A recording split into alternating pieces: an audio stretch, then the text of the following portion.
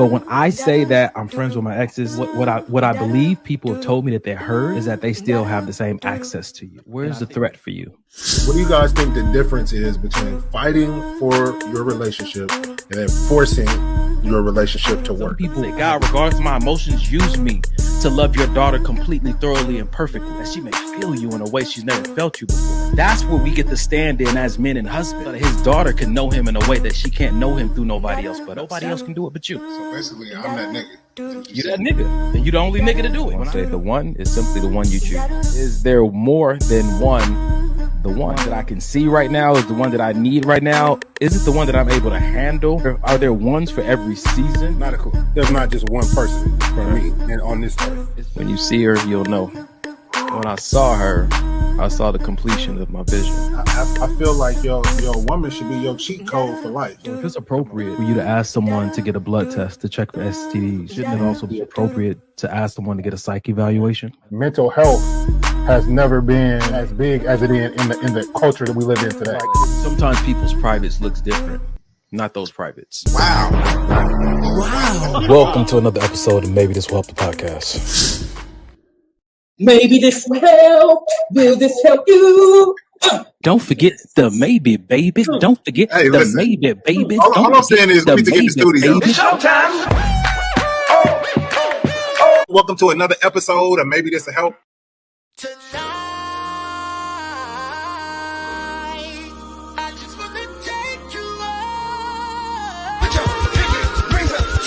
Don't forget the maybe, baby.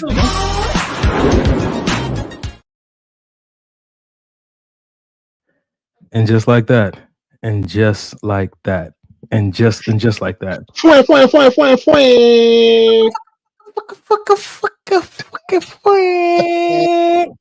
Yeah, hey, Yeah. we doing This new is things fire. tonight, man. We doing. You like it? You checking it out, right? You Oh yeah. That shit is fire. Hey, I Yeah. want to try the new layout. We'll try it at a different point, or should we try it now? Damn, I messed stuff up. Let's see. Let's just see. All right, I'm gonna try it. I'm gonna try it. Oh, shoot. If we break Orientation the internet, settings. yeah. Yeah, you can't do it while you're live. So we have to start. So that's good to know, though. Yeah, but That's it's cool. good to I'm know. I'm looking at it on. If y'all don't know, ladies and gentlemen, we are live on Instagram tonight. Yo. I'm live on my Instagram page, personal page. I'm live on my personal Instagram page. Mike is live on his personal Instagram page. We're gonna do that for the first hour, right? Yeah. First hour. So what's happening is just to kind of give you Go guys ahead. a Welcome little. everybody. Welcome everybody to the show. I was gonna finish going through what's happening with the Instagram thing. I know I was gonna tell you to welcome and then do that too, but whatever order you want. It's your world. I thought it was, but It wasn't. I lied. It was cool. my world. All right.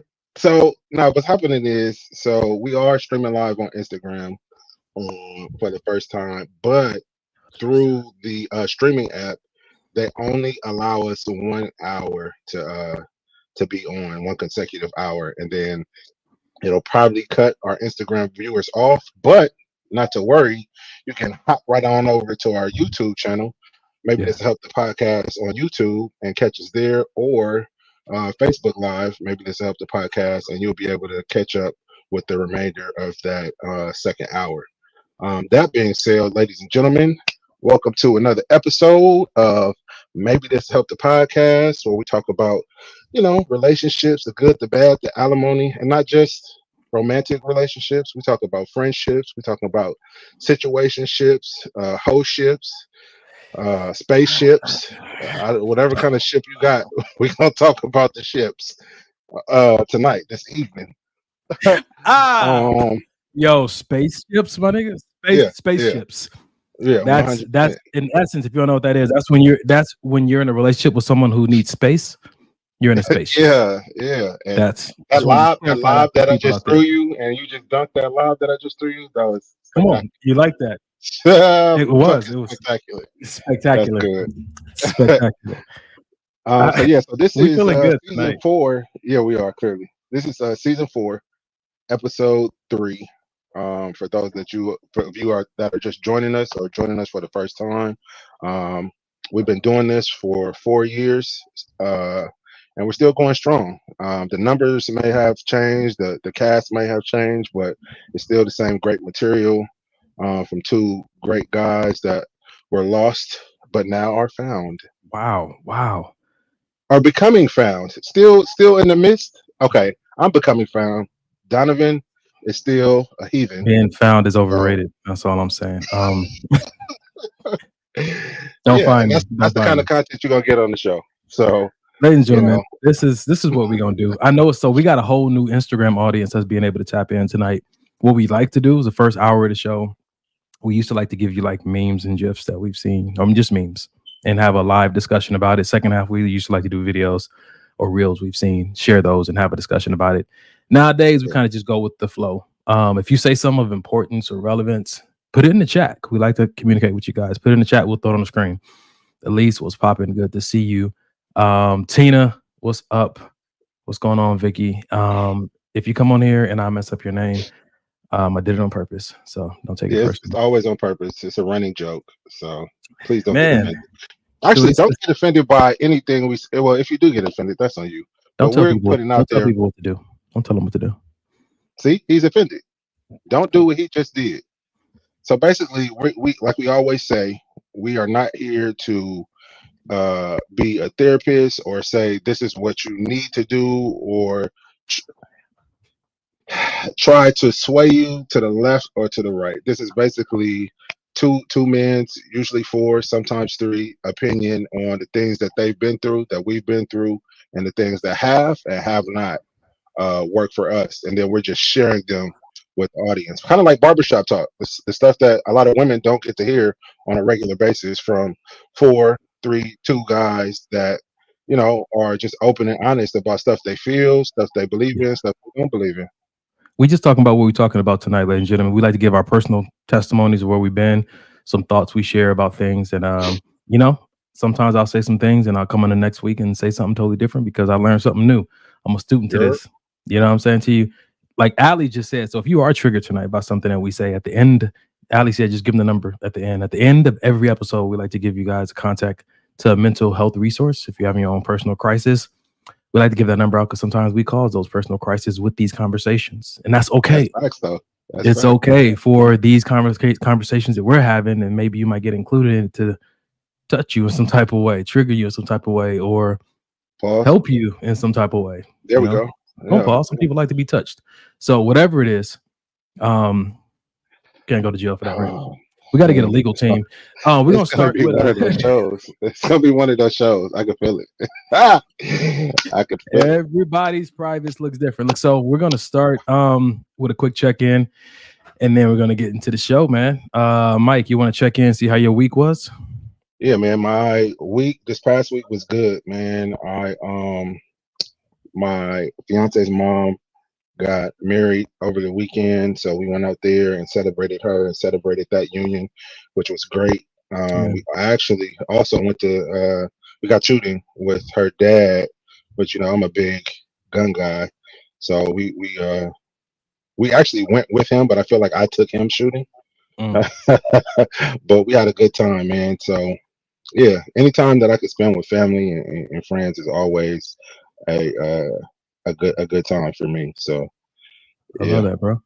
Man, yeah. Somebody texted me and said, I like Mike's hoodie. You said there's an interesting story behind that hoodie. Listen, so we're gonna actually be putting these online for purchase coming soon. So just be on the lookout. The lies. We are 100%. Okay. When I saw it, listen, that quick. Jesus, that quick. We'll give you guys a backstory on another show, but you guys tap in the next episode, and we'll have where you guys can purchase these, and let's keep this party going. All right, cool. And thank you. Jay said, I hate both of y'all. Y'all understand that when you hear the backstory. Right. Man, my week was good, man. I was down with COVID, bro. Or at least something like that. I tested positive for COVID Tuesday. So I've been in the house, you know what I'm saying? Like fighting off the chills, the fever, the coughs, the crazy headaches, right? But it's cool though, because it gave me a lot of downtime to think. I took 3 days off from work and I was able to process. You already know that I'm recovering from ending a relationship. I'm also in the midst of trying to mentally position myself to switch careers. You know, still coming to this new year, trying to find my word for the year. It's just so much going on, right? In the middle of remodeling my kitchen and living room. And I got a chance to really sit and be still forcefully. And a lot of great revelations came about, man. I had some really good conversations with my bishop this week. I had a really good conversation with one of my friends I've known since I was 15 about like the relationships I get in and the people that I choose. And what I got was this word that this year is going to be different, right? And it's going to be different because I'm being called to do different things. Like I've told you guys, like I'm identified as an introvert, but doing my best to put on my extrovert shoes this year.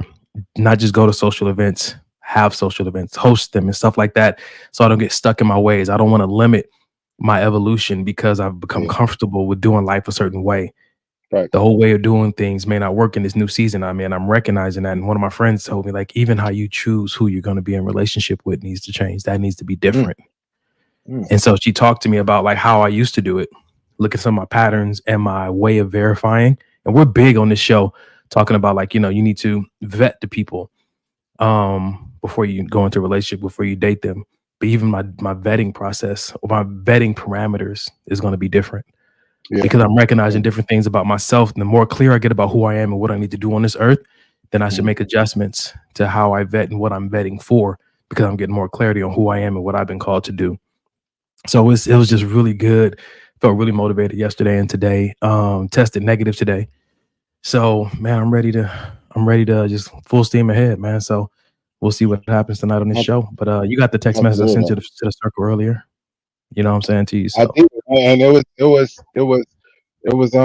like Carrie said, it was a smiling moment, man, because I think it's one of those things where we all know, and when I say we, for those that don't know, I'm talking about our circle. It's something to where we all have wanted to get together and have felt like getting together, but life, right? Life happens, lives, and sometimes certain things, people, relationships get the priority kind of drops, and that's not necessarily a bad thing. It just depends on where people are in life and what they consider to be priority. But I think that you know, you just putting that out there today in the group, kind of like I could feel everybody kind of smile like, yeah, it's time to, you know, get back into each other's lives, even if it's not how we were, even if it's not every day or every week, but just making some type of effort to say, hey, I appreciate you and I want you to be here just as much as I want to be here. Yeah, doggy. It's time. That's it. It's time, man. I'm ready for it. What's up, E? That's my sister. E is in the building. My. All right, so we're gonna get into our first video of the night. We're gonna just come in tonight. We're gonna come in a little hot. So Mike, for those of you who don't know, likes to be controversial. He loves a good fight. So I just figured we throw this nigga a bone at the beginning of the episode. And I'll take it. I think most women grow up thinking that they want a husband, but really they want a wife. They want someone to assist them in their dreams, their goals, their aspirations, their career. They want an assistant. Right. They want a partner. Ooh. Okay? Oh. They want someone to be their helpmate. She said the P word. To get them where they want to go. Yeah. They don't want a husband. They want a wife. They just don't know it. Right. And so that role design is very key, right? Yeah. Because she's trying to be a leader of the home, a provider for the home. You know why that's important? So many questions, so many topics. Let's go, bro. Man, it could go so many ways. First response. Okay. First response. Most women. I always have a problem when I hear most or all of or every guy or every girl. I don't think it's most, because you don't know most women, so you can't legit make that assumption. But I have. It does feel like that, and I have seen even women in my life, not necessarily my woman, but you know, whether it be family members, friends, I have seen that kind of thought process of, I need a husband so I can do this. I need a husband so I can do this. And I feel like whenever it's, I need this so I can, it's already selfish. Mm. And my personal opinion of marriage is, if it's a partnership, then neither one of us have space to be selfish. So let's talk. First thoughts. Let's talk about that for a minute, because and I felt this way before, right? I didn't know what I was feeling, but what I was feeling was that, yes, some of these women that I've come across want a wife, they don't want a husband. But I felt that in me, but I wasn't sure how to make that distinction verbally. Like what is the difference? Because when you talk about marriage, you're talking about partners, right? And I said, maybe I need to identify what a partner is, or redefine what a partner is, because maybe the relationship between a husband and wife can't be summed up in the term partnership. Maybe it can't. And as I'm looking at it, I remember women in my life telling me that, yes, the wife is a helpmate to the husband, but the husband is also the helpmate to the wife. And I said, I don't know. I don't know. I don't know. I don't know. I want to do some more research, because I'm looking at it and it sounds like, what it sounds like is that you guys are, when you say that, it sounds like co-laborers.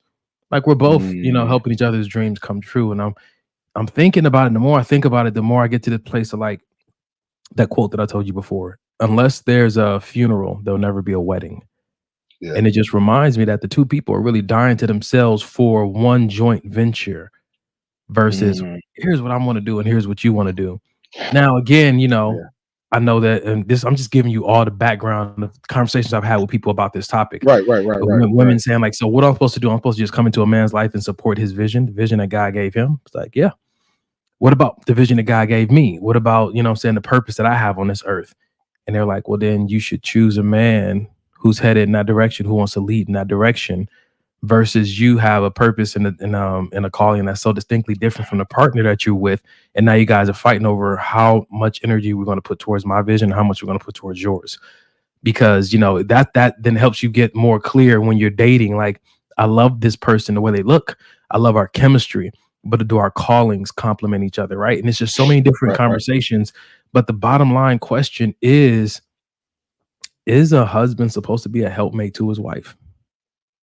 In the biblical sense, that the wife is called a helpmate. So, so for me, when I do get married, I'm going to do what?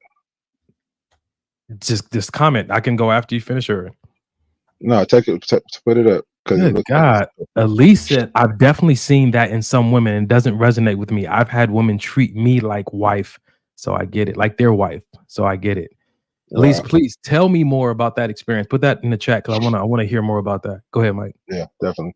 No, I was just saying for me, as far as when I get married, I want to be able to lighten the load where I can in my marriage. So if she needs help in XYZ, then I want to be there to help lighten that load, and vice versa. So I think for me, I would really need to get in the scripture and really find out what that word help me means, because, for surface value, we think, oh, this is like a helper. Like when you in first grade and you got the kid in the class that's the teacher's helper, always doing something. The teacher always calls on that person, pass out these papers.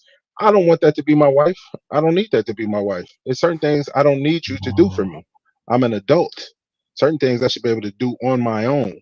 But when I need help, I would like you to be there. Just like when you need help, I should be there to help her. So I think it's important really to get the context and the definition of that word as it pertains to scripture. Because I know it's used a lot. I know it's thrown around a lot, but do we really know what it means when we're saying it? I'm looking all the way back in the Hebrew. Helpmate, help meet, the help, the one who helps. The meaning of it that came up. That was good. That was good. To help the one that helps. So that already says that the husband is already helping. So it's not a one-way street. If she helps the person that helps, then that's me, right? No, so she's helping me. That means that I'm already helping her.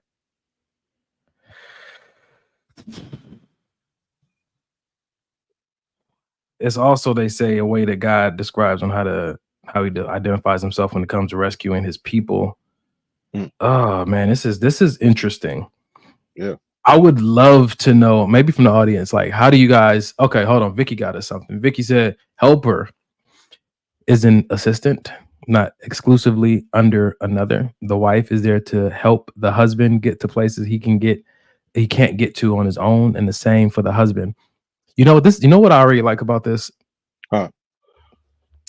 At my job, I do interviews, right, with a few of my other coworkers. And when the people come in, they're interviewing for a specific role. The more vague that role is, the less likely they are to come prepared to the interview. And so in many ways, dating is like an interview process. As much as some people don't like to call it that, because it's not like a stage performance, but it's an interview process. You're getting to know this person. But if you're not clear of the role that you're looking to possibly put this person in, you don't really know what to look for on the date in the interview process. And if they don't know with clarity the role that you're looking to fulfill, they may not know for sure what to showcase on the date, which is why people just be like, let's just hang out and kick it with no clear direction or intention. I just want to see everything. When in essence, there's some specific things that I need to see, but I don't know what those specific things are because I haven't taken time to really identify what the role entails. That's good. That's good. So you're saying, so people give the blanket, let's hang out, let's kick it, with no clear, like you said, direction of, are we hanging out because we want to see where this goes romantically? Or are we hanging out because you just need a home girl? Like, it's just come over, let's chill type of vibe. But is that okay? Is that okay? But is that okay? It's only okay if everybody understands this is what we here for. Right. If everybody said, like, I'm not, you're listen, I know you're wifey material, right? But I'm not looking for a wife. This is what I'm looking for. Doesn't matter to me. Yeah. So, that's not applicable here. Right. You know what I'm saying to you? So good. It's so good because it's like, now that I got you in this space, I'm not wasting your time. You're not wasting my time because we're clear of the role that we're both looking to fulfill. And I think this is helping because now I understand why certain dates don't work, why certain hookups with people don't work. You're like, oh, you guys make a cute couple, but we don't even understand helpmate the same. We don't understand submission the same. We don't understand dying to self so that me and my partner can become one. If we don't understand those things the same, how we try to do this is going to be so different that it's going to cause that's where some of the conflicts is going to come into play. That's really good. I was literally just last night with my fiance's cousin's boyfriend, was just having a conversation, and he was telling me, a lot of women they have all these great skills, and they have the doctorate, and they have the great job, and they have all of these things, and then they meet this man, and they're thinking, in the woman's mind, they're thinking, I'm a catch, I'm a prize. But the man is like, I don't care about all that stuff. I got all that too. I don't care about that. What I'm looking for is some type of femininity, something that separates you from me. From you, what separates you from me? What do you have that I besides a know? Vagina? Well, don't downplay it. Don't say it like that. No. First of all, that's great. That's very great. That's talk a great about thing. gold like it's gold. Talk about it like it's gold. 100%. But okay, other than sex, what else can you provide for me that I don't already have? Because if I already got it, then not just what I don't have, what I can't acquire. Yeah, there it is. You know what I'm saying to you? Because I think that there are certain limitations that when I'm real with myself, I recognize there's certain things that I'm just not gifted at. I'm not that skilled at. True. But and they're not my strength, right? You know what I'm saying? This is another part. Like when I interview people in my job, me and my coworkers, we hate when people come in and interview. We ask them, well, what's one of your weaknesses? One of my weaknesses is that I work too hard, that I'm an overachiever. I'm like, this is why people fail in their role, because they're not being honest about what their strengths and weaknesses are, where their limitations are. Because if you're not honest about where your limitations are, then you won't properly appreciate your partner's strengths when they show up where you're weak, right? The appreciation of the people around you starts from a place of humility, of recognizing why you need them, how what they have is special, is something that you don't have and you can acquire, right? But if you think I don't have it, I can get it, or I can do it all by myself, that creates this, that keeps you away from this interdependence that's beautiful to have in relationships. It does. real quick before we continue. For those that are viewing live on Instagram for the first time, I see some chats coming through. Please feel free to drop a comment. I'm kind of going back and forth. For some reason, your comments don't come through on the platform we're streaming on, but I am. Yeah, they won't. I'm going back and forth on Instagram. So I see shout out to the 007 Diva for life. I see you commenting. So yeah, you guys just drop whatever. If something strikes you as true, false, you agree, you disagree, we want to hear it all, because on this show we're definitely not biased to think that we're right about everything, because the title of the show is maybe this will help. It's not maybe this will just help you, maybe, because some stuff that the viewers leave helps us too, and opens our mind up to a whole different concept that maybe previously we had no thought process of. Yep. So if you just joined us, what we're talking about right now is that some women don't want a husband, they want a wife. And we're trying to delineate between what's the difference between the role of a helpmate as it applies to a wife, and does that role apply to a husband as well? They're both supposed to be helpmates to each other. So Pookie put a dope definition here. Pookie said helpmate per the dictionary. You should look in the Urban Dictionary. Means helpful companion or partner. Is what? Don't laugh. Urban Dictionary is gonna give you a whole different. Listen, black husbands need a little something different. What did my sister say, sir? Okay. Helpmate per the dictionary means helpful companion or partner, especially one's husband or wife. So both of them. To me, whatever. Okay, this is changing. This is Pookie's dictionary now. To whatever destiny God has for you may not be completed until your partner is presented to help you complete that task, etc. This can be the woman or man. And in the end of the day, the union is for God's purpose and his glory. Yeah, but still, Let me ask you.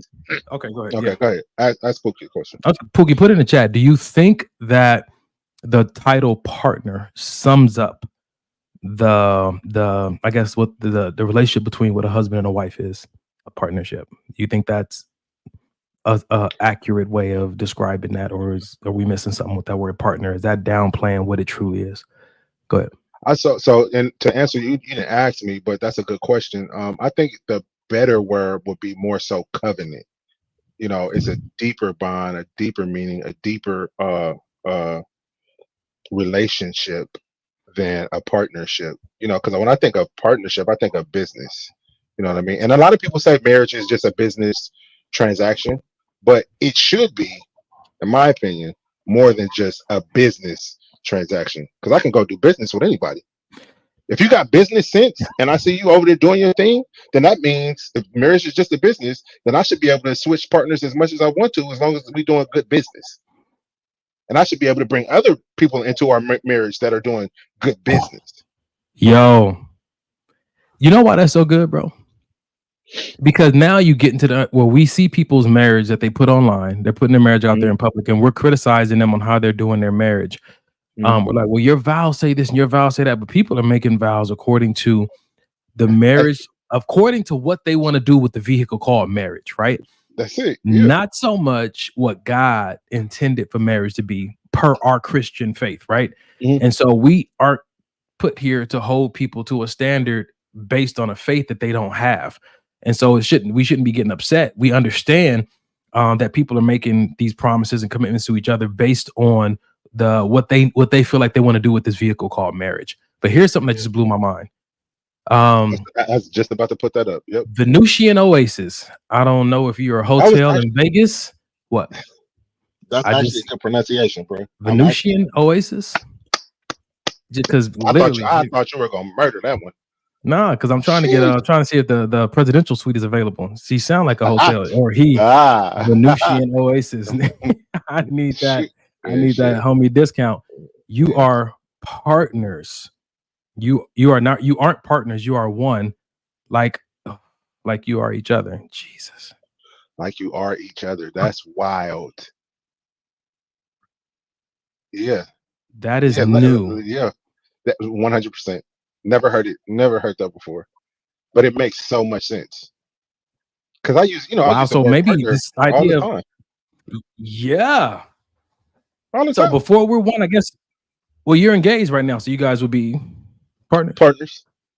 I think you But don't come one, that union that she's talking about, until you say those vows with till God's you had that blessing. funeral. Yeah. So you wearing Sheesh. all black to your wedding or what? Dude, tell me why I actually thought about that. I'm like, that would be so appropriate to wear all black to the wedding. Listen, right? And then do one of them, what is it at? Mockingjay, where you set the suit on fire and it turn white. Listen, I'm just trying to see if we can just do a whole situation. That's not. Huh? That What? wasn't real. If you set your What's that? suit on fire, you will die. No, not Don't set your necessarily. suit. You'll be naked. I think that's a more accurate description of what you're looking for. And Think about severely it. burned. It's Severely physics. burned. It's physics. I've been burned before. Ladies and gentlemen, Symbolically, God itself. this is gonna be our last episode. Yeah, Lee. Oh man. Oh, Portia, that's you, the Venetian Oasis. Thank you, but I still want the discount. Now that I know you, that is you. That's funny. Pook said, when I think of partnership, I think of working together. How it's defined and based on the people in the relationship. So based on how I view relationships and what I desire with my man is definitely a partnership. Part of him and part of you, part of me, part of us. I'm with the Venetian at this point. I'm with the presidential suite. I like that whole, like, we're one now. But it's a play on words. And one of my friends, I have friends from other countries, and they constantly remind me that the English vocabulary is so stupid. It's like you guys have 100%. You have a word, right, that you use in the most important situations in life. And then you also use it in the most basic situations in life. It's the same word. And it gets confusing on how to identify what really has value. Like, I love pizza, or I love my wife. Like, in other languages, they have different words to identify the intensity by which this affection I have for this thing or this person, right? And I think this is where we kind of start to lose it. Like, what are we saying when we say partner? And I think that is good for us to identify. Yeah, so do I. Look, so we got a comment on Instagram. The 007 Diva for Life said, let me see if I can click on it and if it'll pop up, at least on Instagram. They said it won't. Oh, on Instagram. Yeah, but I can pin the comment, which is dope. So she said there's a difference between partner and spiritual partnership. You see how many branches on this tree, bro? Yeah, it's wild. It's wild. And she's absolutely right. She's right. Ah, buddy.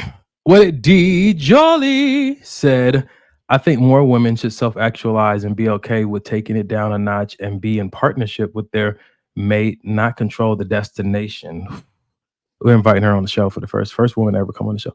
Many enter with a preconceived narrative of what it will be instead of creating something together. Listen and be okay with adjusting, and he should do the same.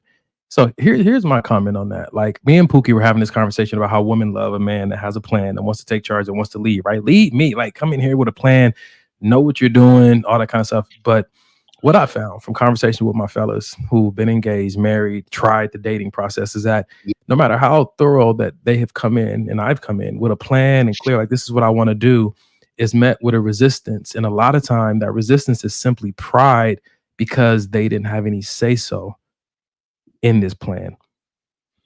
No matter if you look at it and it works out for their best interest or not, it's something about just, I want to have something to say and I need to criticize it before we like actually do this together. And I think that that's been one of the biggest discouragers that me and my fellas have faced when it comes to, like, I've gotten these ducks in a row. I come here and I have a plan, and it's like, well, the plan now, I feel like you're just telling me what to do. I'm kind of showing you. I've been spending time with God. This is the vision. So this is what me and my woman are going to do. I want you to be the woman for that. Well, no, I'm going to change this and change that just for the sake of, because this is what I really want. This, and I'm like, that's already letting you know, like, maybe we don't need to be together, because how can two walk together unless they agree? Like, this is the vision that I have from God. This is not a thing I'm just making up out of my own wants, right? So it's easier to say, like, oh, that's the direction you're going. That's the vision for your life. I love you. I like you. I love the chemistry we have, but that's not where God is showing me that I'm leading. That's not the direction he's showing me I'm going in my life. So as much as I like you and I love you, we probably cannot partner. Yeah. No, that's good. And I reference that to the example of ordering food, because it happens here all the time. Hey, what do you want to eat? I don't care. And then you go and you choose a place to eat. No, I don't want to. But You she told said me you I could don't do it. care. And you gave me the authority to make this choice. And then when I stand on business and I say this is the choice that I'm choosing to eat, and now it's no, I don't want that. You know what I mean? And I think that's Is kind of like what is she you were threatening you? saying. Blink if she's She threatening you right now. She's threatening you. she's also listening, but you should have seen the dirty look that I just got though. Yeesh. That's her sexy face. That's her sexy face. I'm concerned. Okay. All right. Elise said, did you fact check with the women? I don't know if they fact checked with the women that they were telling me about. I didn't fact check with all of them. No, this is two of them in particular. I asked, like, why are you fighting this? And it's, it's interesting that I've come across in that same situation to the people I'm talking about is that you don't know his pride until later on down the line they want to apologize and say, I'm sorry, that's what this was. And of course, in relationships, even in dating, you show that kind of grace. But as I look back in retrospect, I have to bring this topic up. Like, why be resistant against the thing you say you wanted when it shows up in your life? And I think that a lot of times the resistance is there because we've been told that's what we need to want, but it's not actually what we want. Yeah. As much as sexy as it sounds that a man shows up with a plan, he's going to just come in and lead. I think a lot of people are saying it because, it's being put out there in culture and churches like, this is what you need. A man who's going to, lead. And say, yeah, I want a man that's going to lead. But when you sit down and think about where does that leave you? That's true. If he's leading, what are you doing? And it's like, oh, shoot, wait, I didn't think this all the way through. How do I really feel about that? You know what I'm saying? And the man, like, yeah, women submit to me like, okay, cool. So if she's submitting to you, then what are you doing? You understand what comes with that? Like, it sounds sexy to say these things, but to live these things out, especially in the moment when you have a lot of opinion or when you have the temptation and the pride comes up, when you have to set that aside and discipline that flesh, it's a little bit more challenging. That's a fact.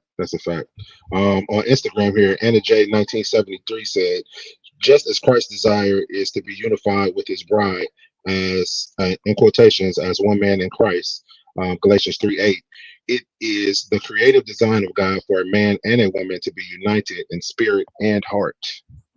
See, we're going back to the spiritual partnership thing, and I got to do more research about that because maybe I'm looking at the wrong way, and this is why I'm dating the way that I'm dating because I ain't even heard of the term spiritual partnership. I feel like there's something new to learn all the time, which is why I'm happy that whoever I end up with, we got to show each other grace because we sure enough ain't gonna walk into it at all.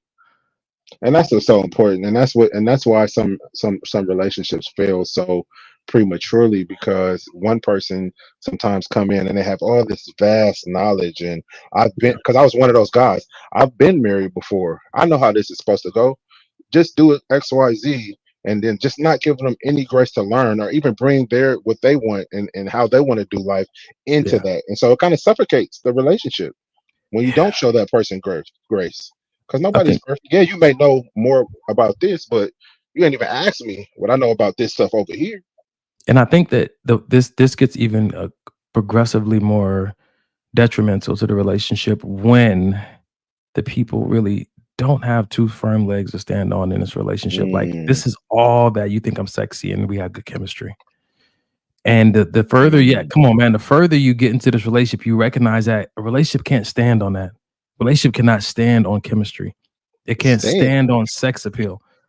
It can't stand on just, other people thinking your partner is so great when you're like, yeah, but they just don't work for me. And you feel bad feel like I can't just let a good man go, or I can't let this good woman go. There's nothing wrong with her, right? So I guess I got to just work through it. But it's not about something being right or wrong with a person. Do the lives compliment, do the callings compliment. Like when you guys come together and pray, are you hearing from God to go in the same direction? I love what D Jolly said. She said, come on, ladies. We don't want to lead like that. We don't want to lead like that. Yeah, even Keena said it, man. She said the woman has to trust the authority of the man if she desires for him to lead her. Yeah. And be honest if you're not looking for a leader. Because there's some men out there who don't want to lead. And this is the crazy part that people get online and start criticizing about, how other people's relationships are working. And they're like, they have a lot to say about the relationship, but the people are doing it their own way. Like, the woman is doing, girl, you don't need to be doing all that, but that's what she wants to do, and that's what he allows, and that's what he wants. Like, people are finding ways to make it work for them in their honesty. And I think that if we're honest with each other, I think that it creates an opportunity for us to have a true relationship, for true intimacy to happen in this honesty of like, babe, this is not, I don't really understand marriage like that. This is where I'm at today. How you feel about that? Can we work with this today? And I don't know what the future holds, you know what I'm saying to you? But instead, we're trying to present ourselves like, I've got to figure it out. I know what it means to be a man. I know what it means to be a leader. I know what it means to submit. I know what it means to partner. I know what it means to be a helpmate. I don't. This is all you're going to get from me, is me trying to figure it out every day. And some of that, and I hear you, and I actually agree. But something interesting just came up in our couples therapy session last week, and she asked me, have you ever? Because she said, Janae always says, is there anything I can do to help you in XYZ area to help you get through, or navigate through this? And I always say no, you know what I mean? And the no is not just no because I want to do it on my own. It's like, no, you do so much already. You've done so much already. You've bent over backwards so much already in this area. Hey. Like hey.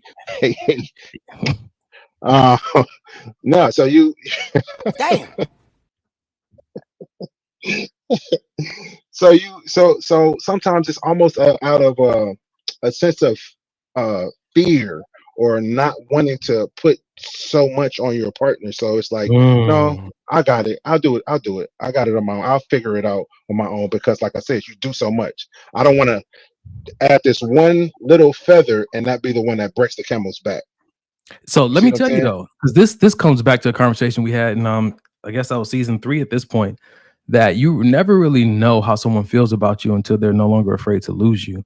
I think that oftentimes we're trying so hard to not. It's almost like you get a new car and you don't really want to drive it, but you don't. Yeah. Like that's the worst thing you can do. Like get in that thing, test its limits, not keep trying to damage it, but like understand that this is how you bond with the vehicle, and you need to know what that vehicle does when it goes past 60 and how it feels, so that you'll know how to handle it, right?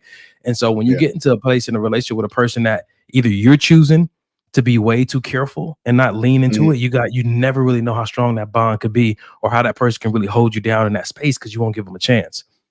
That's good. Yeah, that's true. Got a comment on Instagram real quick. The 007 Diva for Life said, the challenge also becomes is when you become spiritually mature, you're an evolved person, and that changes how you view relationships. That's also that's happened to me before. Happened to me while I'm in a relationship. It's happened to me. And it's like, I don't like being here no more. I don't like it. It just feels. We're in this age of awakening, right? And so we've talked about this before, how people are spending more time doing self-care and meditating, learning about the spiritual world, right? And but they've made a lot of big life decisions prior to their awakening, prior to doing the self-work. And so they've made big life decisions from an unhealed or a broken place or an unaware place. And so now they're married to this person, locked into this mortgage, in this career, and then they go to this retreat or they start studying themselves, spending time with themselves. They recognize, this is what I like, this is what I value, this is what I believe life is all about, and here's what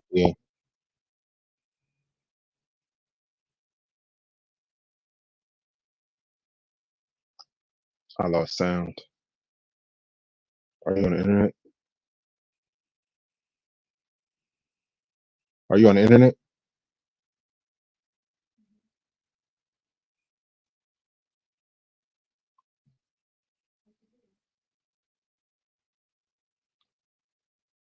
Oh, it's Donnie.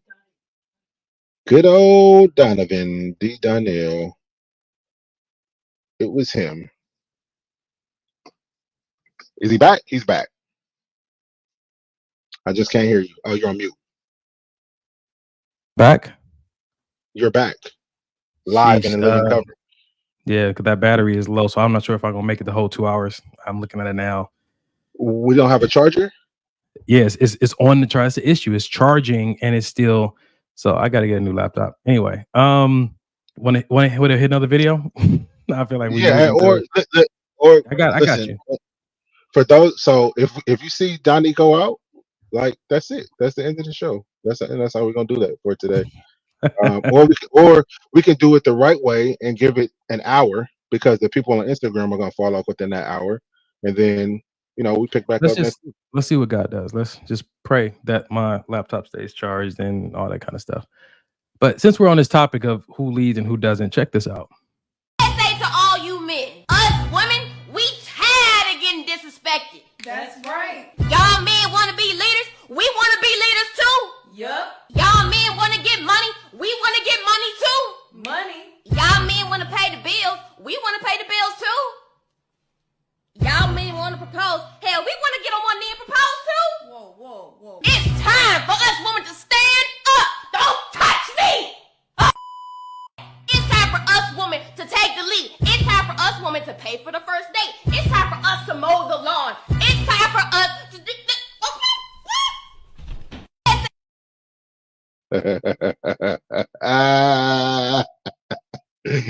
Yo, sounds good.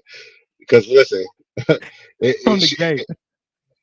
she had me. I'm like, hey, hold on, what? Where are we going with this? That's my good, though. goodness. That's good though. So for you? What is that? Because there's a real message there. What is the message there that you picked out? I mean, for me, what I'm hearing is that yes, some women do. I think there's something that certain women are looking for, and they think that it's going to be found in having more say so in the spaces that they walk in, whether it's in a relationship or at work. They want to be heard. They want to be seen. And so, I think that some women actually do want to propose. Some women actually do want to pay for the first date for whatever reason. Maybe it makes them feel like they're in more control, or they have more say so, or who they're going to be with. Like, it can mean multiple things. I just think that what I'm hearing is that, they want to be seen. They want to be heard in a way that reflects value to them. That's all. That was real cute. I like the way you softened that comment. What you got, Mike?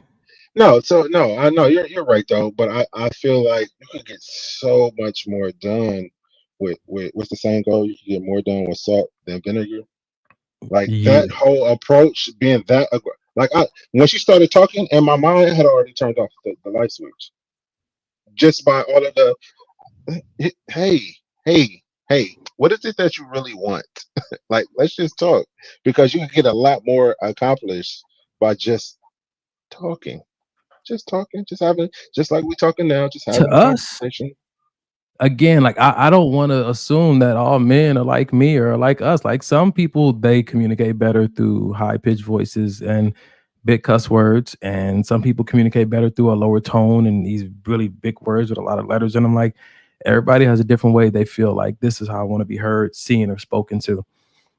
But what works for me and you, I think that's why we brothers. Like, this is what I see as respectful.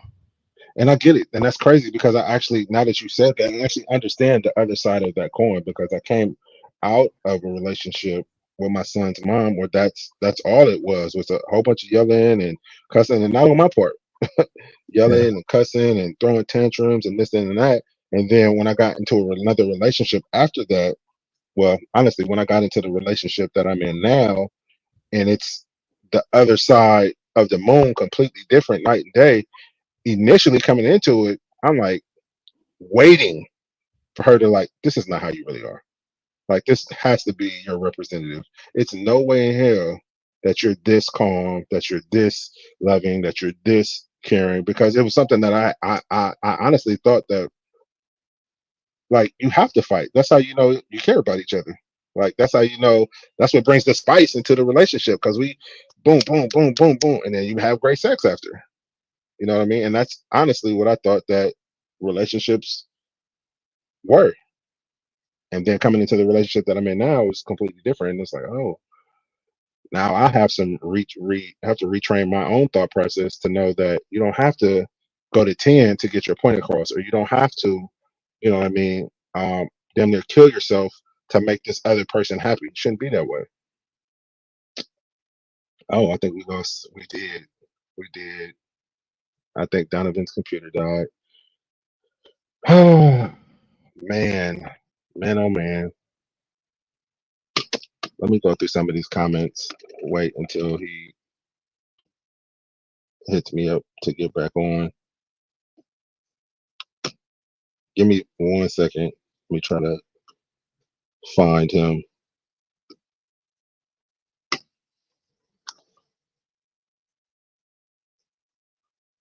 Hey, what's going on there, guy?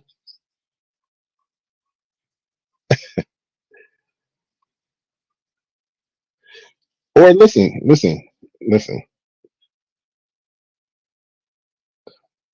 Do I? I mean, I can, but at the end of the day, if it's, I said I can, but if it ain't gonna happen, then it just ain't gonna happen. All right. Sorry about that. So yeah, Donnie is gonna try to work on getting back on here in a second. Till then, let's go through some of these comments. That's the world, not the spirit of God. The adversary is here to facts. But if you just to recap the video, if you guys heard the video, by the end of the video, what she's doing is basically making light of how some women, not all, how some women actually think. Like some women actually, they want to be, like she said, we need to pay the bills, we need to do this and that. Basically what she's saying is a lot of women, or some women, want all of these things, but when it comes to actually doing the other things that men do, like mow the lawn, like pay some bills, like they don't want to do that part. And I think what she's saying is you can't have one and not the other. You know what I mean? So if you want the responsibilities that men have, or you want to wear the pants, then that's fine. But you can't pick and choose basically when you want to wear the pants and when you don't. And you shouldn't have to. Like we should be doing this relationship thing together. Not well, I'm in charge this day and you're in charge. Nah, we both running it. We both steering this ship together. You got one hand here, I got the other hand here, and that's how it should be. In my opinion.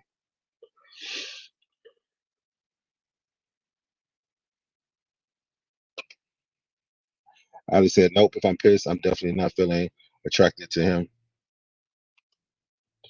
But that's the thing. It don't always have to be an attraction there. When me and my fiance, granted we don't argue, but if we're not seeing eye to eye or something, or I'm irritated, or she's I've done something that irritates her, it ain't one of those things where I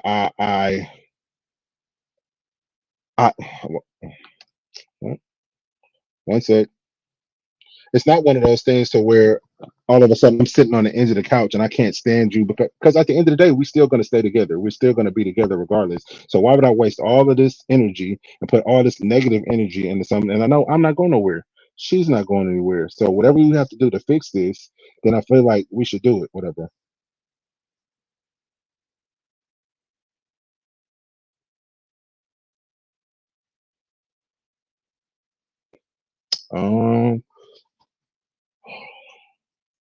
I'm gonna have to type that whole joint out because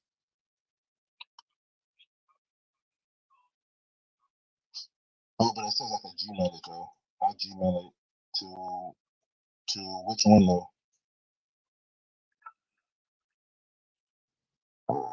I'm going to do that. 1 second, folks. Just trying to get Donnie back on here. Working through some technical difficulties. Did it go through?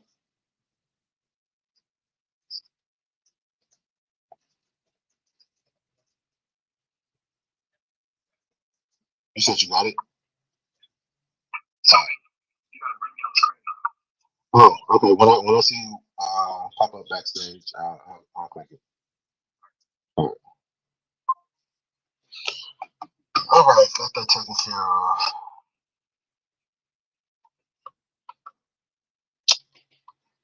Amber Reed said there has to be a small percentage of women that feel that way. Honestly, I don't know any of those women. They are not the majority, so don't even focus on those women. They don't respect most anyway. That's facts. That's facts. But what about? I feel like we have to kind of shed some light on it though, Amber, only simply because on this platform we don't know who's watching, who's listening, who may be going through the situation, whether it's the woman, whether it's the man, whether it's the woman that does think that way, or whether it's the man that's in a relationship with the woman that thinks that way. I feel like it's still important to kind of talk about if you know what I mean. Um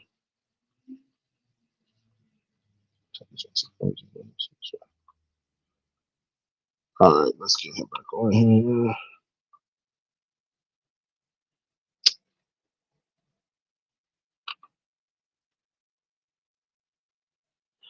She said I'm referring to the penalty part. That's facts. I get that. I think the other mic is off. What other mic, Allie? I'm not sure. You mean the one on Instagram?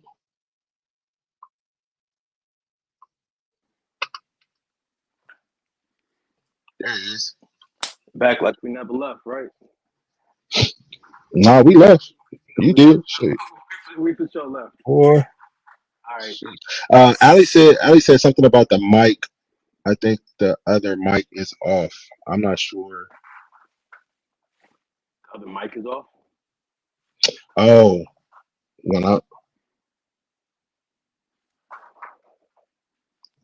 I moved my headset. Can you guys hear me? Okay. All right. I got a thumbs up. Cool. So you got full control, bro. Leading the conversation. Let's do it. All right. Let's move on to the next. You labeled them? Nah, son. You can start at the bottom and work your way towards the top. Pause. They said you sound low. Donovan D. Donnell. Oh, let me see if I can change my settings. I'm not sure. I can. Boom, boom, boom. Audio. That's good. Testing. 1, 2. Do I talk louder? Is that better? Hold on. Oh, no, I got it. Here we go. Hold on. How's that? That's good. That's better, right? It's better, but it almost sounds like you underwater. Turn your microphone towards you instead of facing up. Oh, I got my earbuds in. Oh, you're talking. Oh, it'll do. Okay, cool. All right. It'll do. So that last one we did was equality. Yeah. I think that was second from the bottom. All right. So let's. Jesus Christ.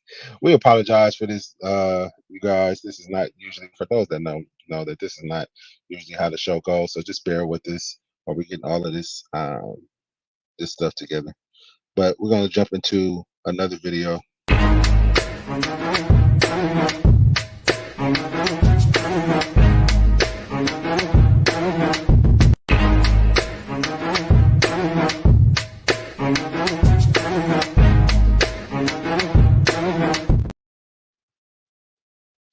That was quick. Oh, there it is. You see your Instagram is done, right? It's no longer live. Oh, is it?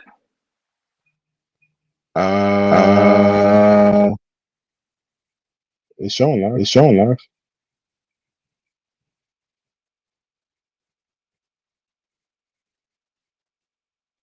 Yeah, it said.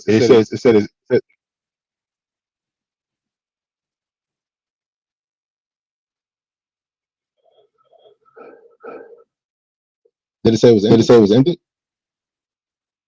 Can't hear you.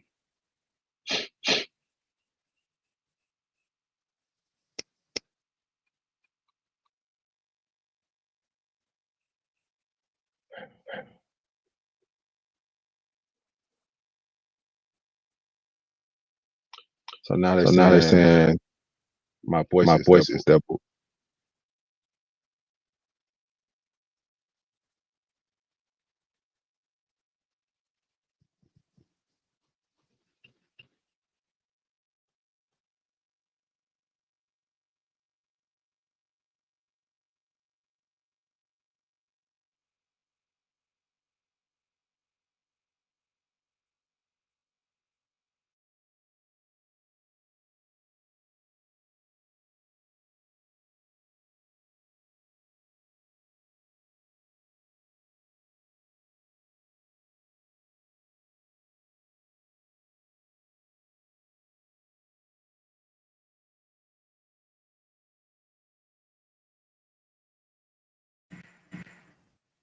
Can you guys hear me? Can you guys hear me?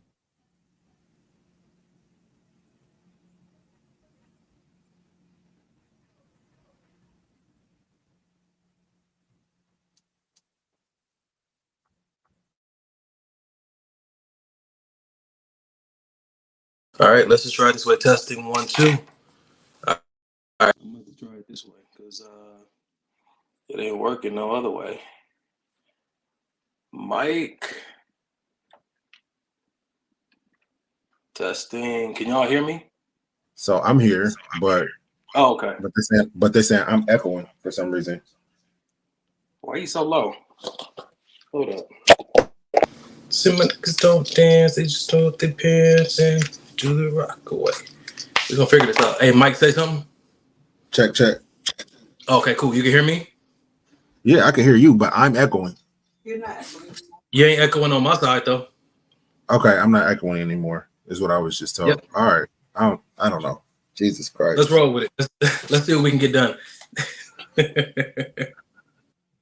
All right. So I'm not gonna do the last one I threw up simply because I know it's hard to see on your end. And that was the one with Monique and it didn't have any sound. It didn't have no sound? No. Okay. Mom just said she said she can hear both of us and we're fine. Move on to the next one. Let's roll. All right.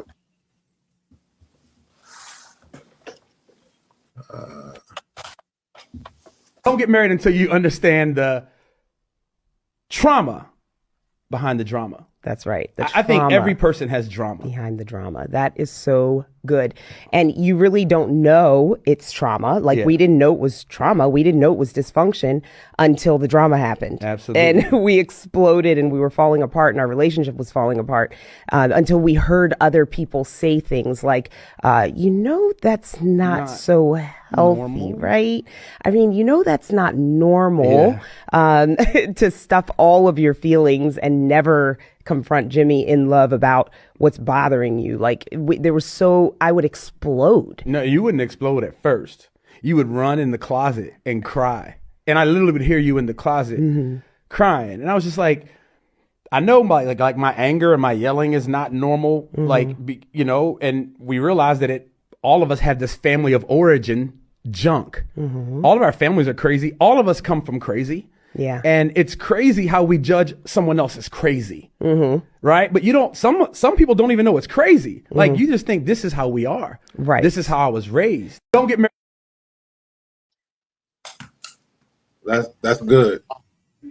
That's so good because this goes back to certain parts we had in the conversation earlier about we're talking about we're calling it the same thing, but we see it differently. We define it differently. Not everybody defines it crazy the same way. Some stuff that people say is dysfunctional is actually perfect for some other people. That's the environments they grew up in. And I think that when we try to identify the trauma behind the drama, we also got to be careful because we may be bad mouthing the way somebody grew up, and that's like sentimentally valuable to them. Like that's like no, what you talking about? That's not a bad thing. That's a good thing. And so that's what made me. We should become more inquisitive about how people grew up versus trying to judge and criticize about how they grew up because it doesn't look like how we grew up. And we're like, well, your childhood is the reason why we don't get along. Like, well, damn, hold on, man. Like that's a big bomb to drop on somebody, especially when it's just your perspective and it hasn't yet been verified that anything that happened was harmful. It's just something that you didn't like or something you're not used to or something that you're not accustomed to. So I think like you could just be like, oh man, that's y'all grew up and y'all didn't, your dad didn't hug you like that. Your mom didn't really, what I'm saying, just walk you through certain things or help you with your first period. Like that's because they didn't love you. Like, hold on, like that's how things happened in their household. You know what I'm saying? So don't really judge people unless it's going to come down to like me and you can't get along or we can't do this relationship because of how you do life. And even with that, it's not a reason to judge. It's just a reason to be like, okay, cool. Well, maybe this won't work for us. Yeah, that's facts. I think that a lot of times people take things so personally without doing their background check or without even, asking their partner why, that the question why. So So, for example, for instance, if Janae, well, I won't even use that. In previous relationship, the young lady that I'm with, I thought that she was just messy,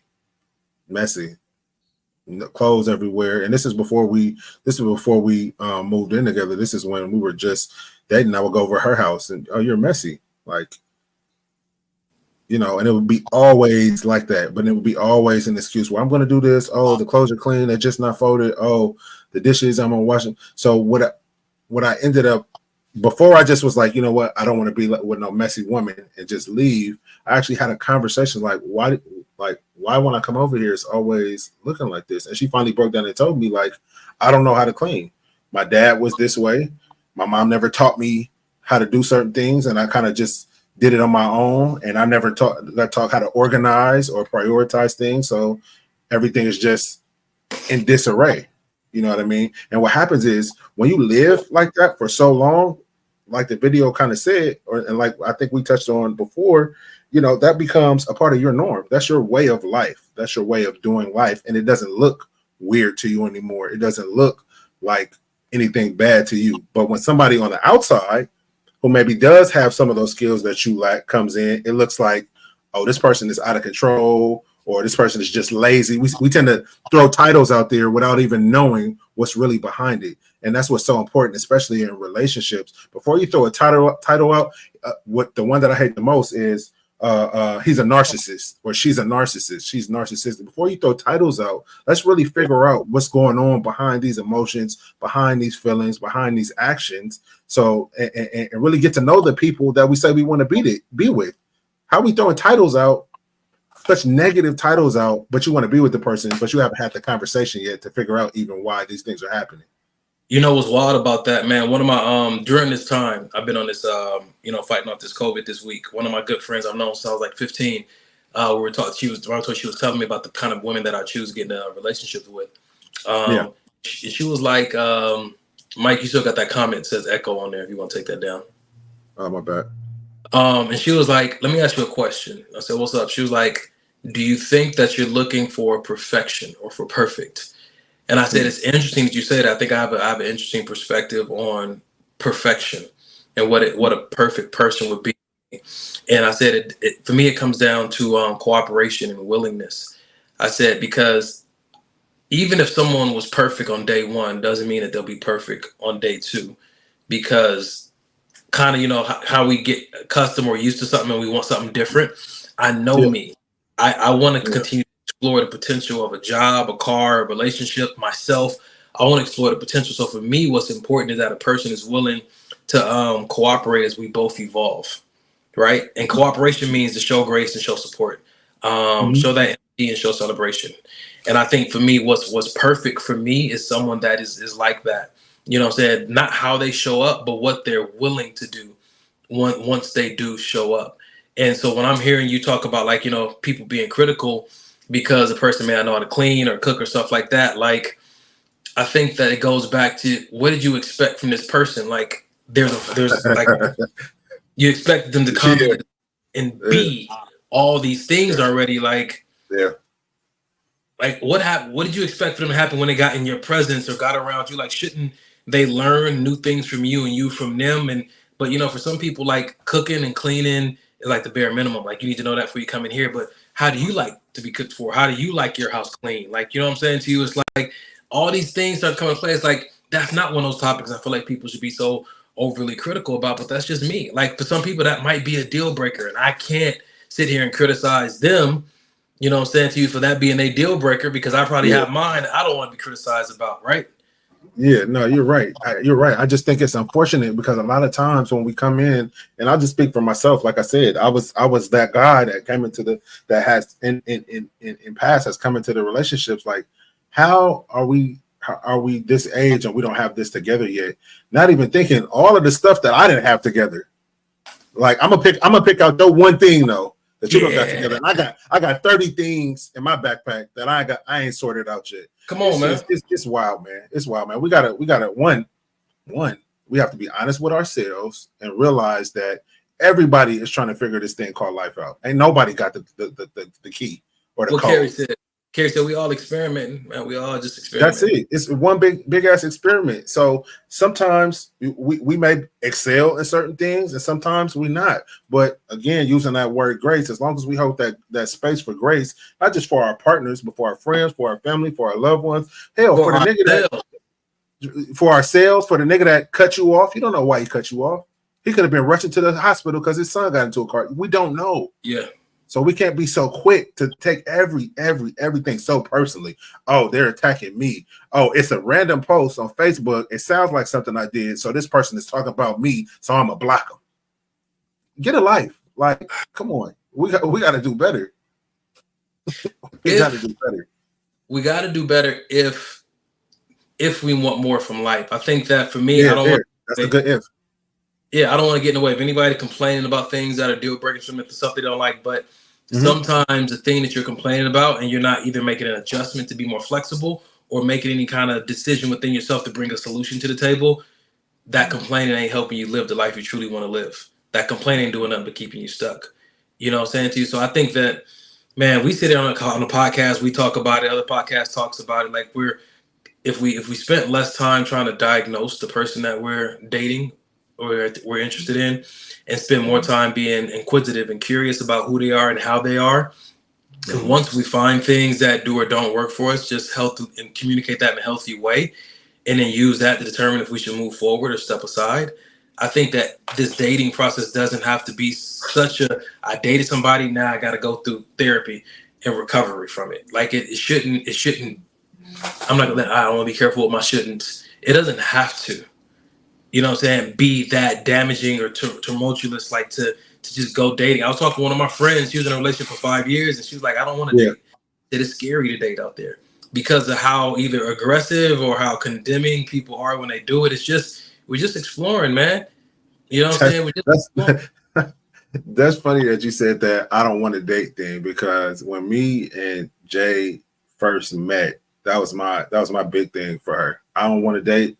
I don't want to, and she's so, and we didn't date. That's the crazy thing. We didn't date initially. We just enjoyed being around each other. And I feel like she knew if I get this nigga around me enough on a consistent basis, he's going to see who I really am. I'm not your last girl. I'm not here to try to take advantage of you. I'm not, you know what I mean? All of these things that in my mind, I have built these walls up, what she knew about. So she's like, okay, cool. I'll take a step back and I'm going to just be myself. I feel like there's somebody in my life right now trying to do that. And I feel like I'm not giving them the opportunity. I'll be honest with you. Like when I was listening to you say that, somebody popped in my head, like they've been continually trying to get me to get in their environment consistently, and I just haven't done it. And we got to look at that though. So we got to look at your reason why you haven't done it, especially if you know that's why. So I know one of the reasons I haven't is because, you know, I feel like here's the thing. I feel like, I'm so fresh out of a relationship, right? It was over in November. And Pookie was like, yeah, you out of it and you need to take time to focus on yourself and get yourself together. But in the meantime, she said, don't just totally cut off what God might want to do in this season just because you might think it's too soon, right? And so when I look at that, I had to like this, I'm telling you, this week was just God sitting me down, just happened to be home and isolated. I've been thinking about why I haven't given certain people a chance, why I have given other people a chance. And one of my friends told me, it's like, you look for the people that you can rescue. And she said, what you need to do is find somebody you can make music with and you guys can partner rescuing other people. But stop trying to form romantic relationships with people that you've only been assigned to help and rescue. That doesn't take away from the fact that you and that person are going to help each other. You're going to rescue each other in a certain type of way because you guys are partners in a relationship. But the foundation of your relationship is not based on you or one of you guys rescuing the other. That's not the foundation of the relationship. Those are clients. You know what I'm saying? Those are people that you've been calling. Why? She's like, you need someone that you can make music with, that you guys mesh and blend well together. You're not the same, but the way you are together, you know what I'm saying, creates this kind of harmonious flow that both of you need and appreciate, and allows you both to go out into the world and kind of do that. If rescuing is your thing or whatever, but you do it from a base of companionship with someone who, like, you know, that you flow with. Yeah, I agree. All right, I want to get into this next one only because you titled it. I feel like you be titling these things to get me to bite on them. I feel like you know which one. 1,000%. 1,000%. All right, so we're gonna get into this next one here.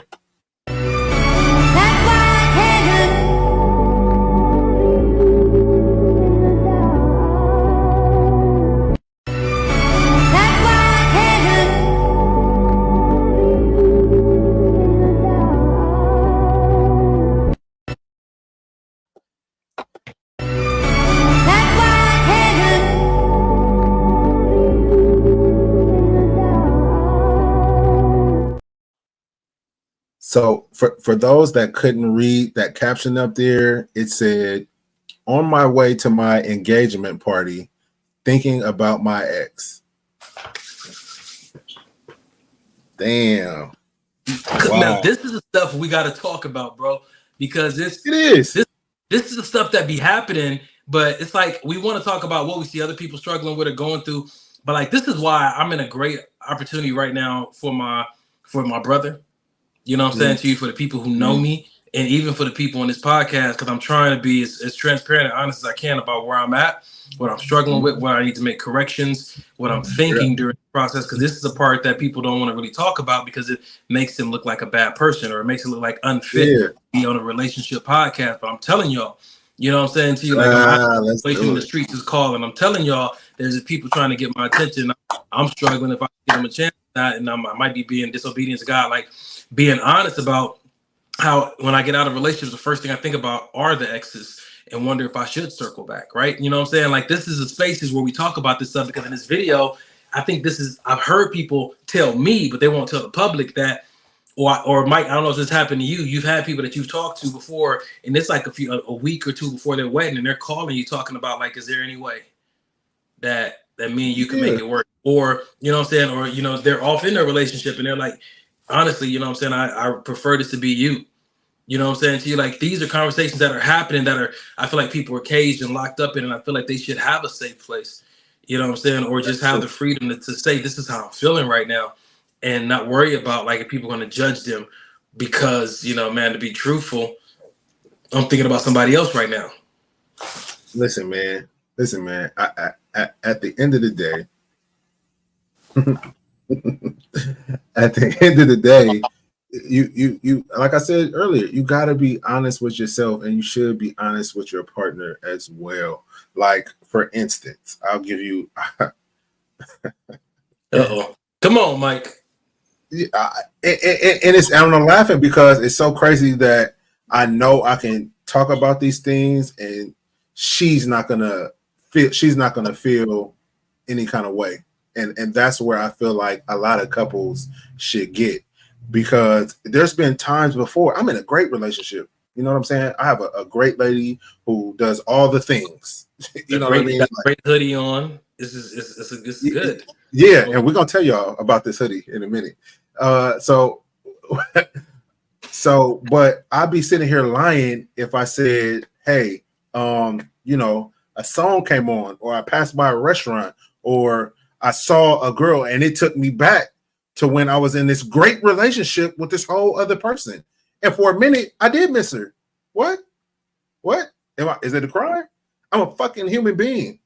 Yes, I had times where I've missed an ex. Not necessarily saying, hey, I want to leave my relationship and go run back and find her. No, it may have been just a moment. Oh, I remember that time at Six Flags when we rode that ride and we laughed and we kissed, and it was just this magic and then the end. See, Mike, the thing about it, that though, you would talk about that with your friend. Mm-hmm. You would tell your friends about, oh man, crazy thing happened, man. I had this thought about, you know, such and such, and the song came on. Remember that we used to man, you know, for a moment. Your friend's like, yo, you want to reach out tonight? I don't want to call her. I don't want to hook up with her, but I just talk to my friends about stuff that I think about, stuff that I feel. It sucks when you're in a relationship with someone that you can't have those kind of conversations with. In my last relationship, me and her used to always say, man, heavy on the friendship for me. You know what I'm saying? Heavy on the friendship. Because when you get in spaces where you talk to your friends about more of the things that's on your heart and your mind, because it feels like a safer space, for me, that's a red flag. For me, that means there's some intervention needs to happen. Yeah. So Amber, this is what Amber said. She said if she was thinking about her ex, the current fiance wasn't taking her to Pound Town. He had a misstep. I 100% disagree. I disagree. Because at the end of the day, sex is not the end all be all. Like we've all had, well, hopefully we've all had great sex before. You know what I'm saying? But sometimes difference. Yeah. Yeah, I get it. I'm gonna use the word sex.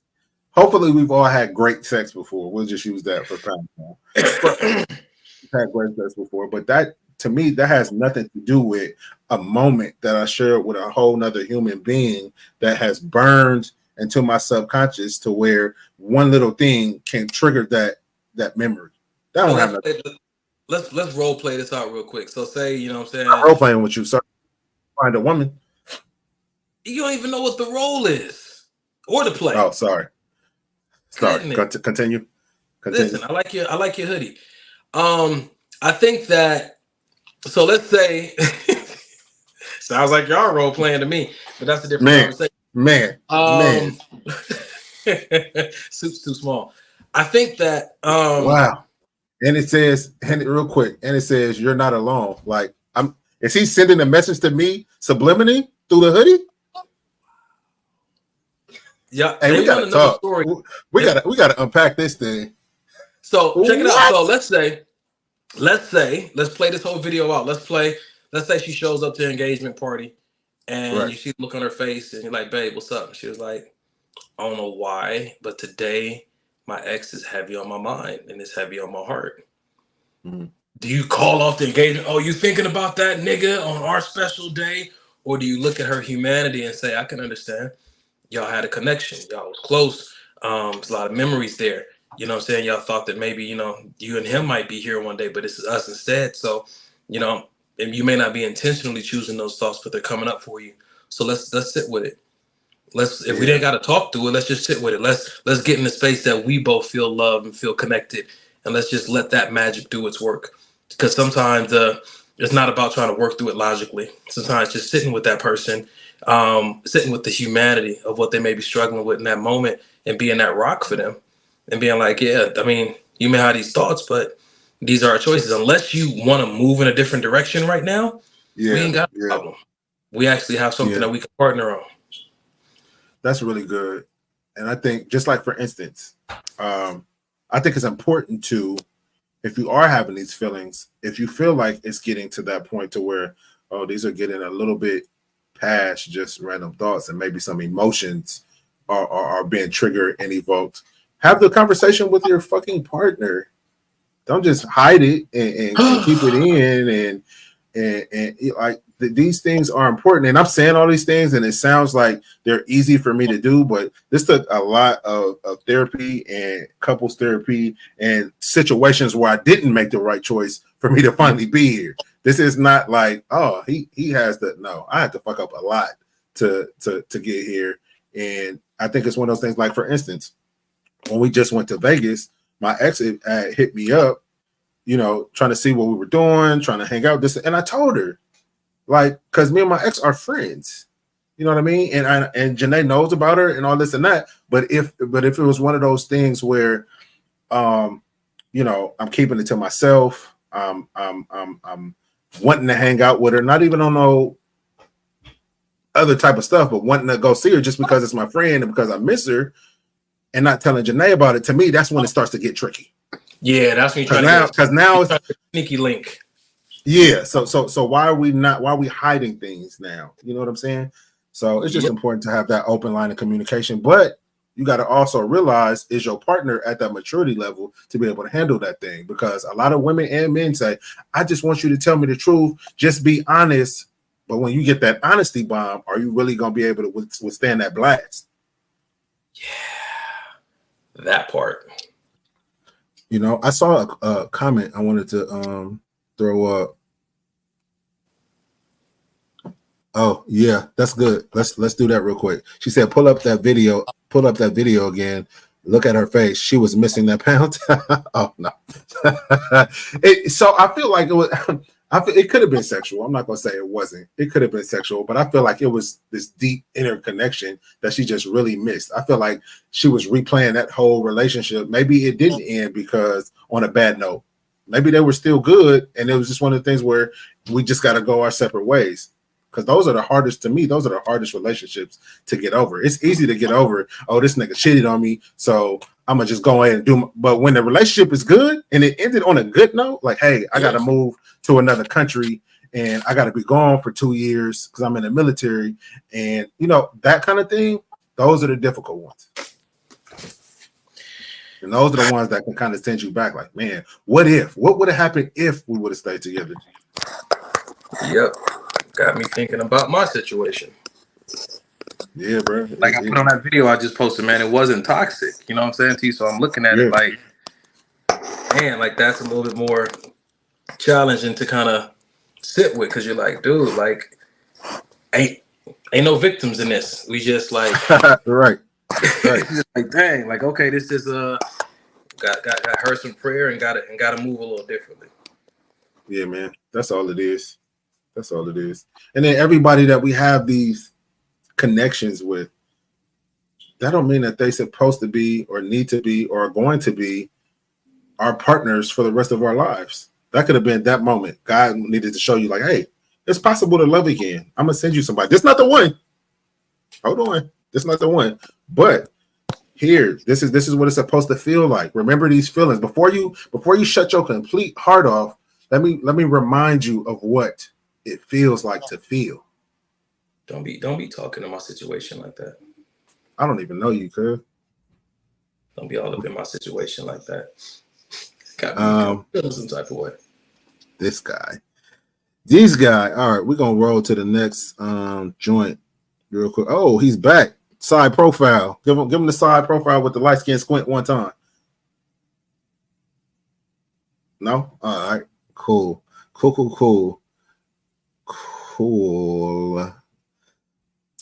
Didn't want to do that. I don't care.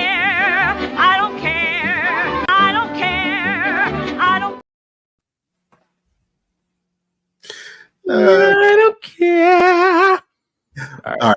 I got one for us. And how do I not understand you?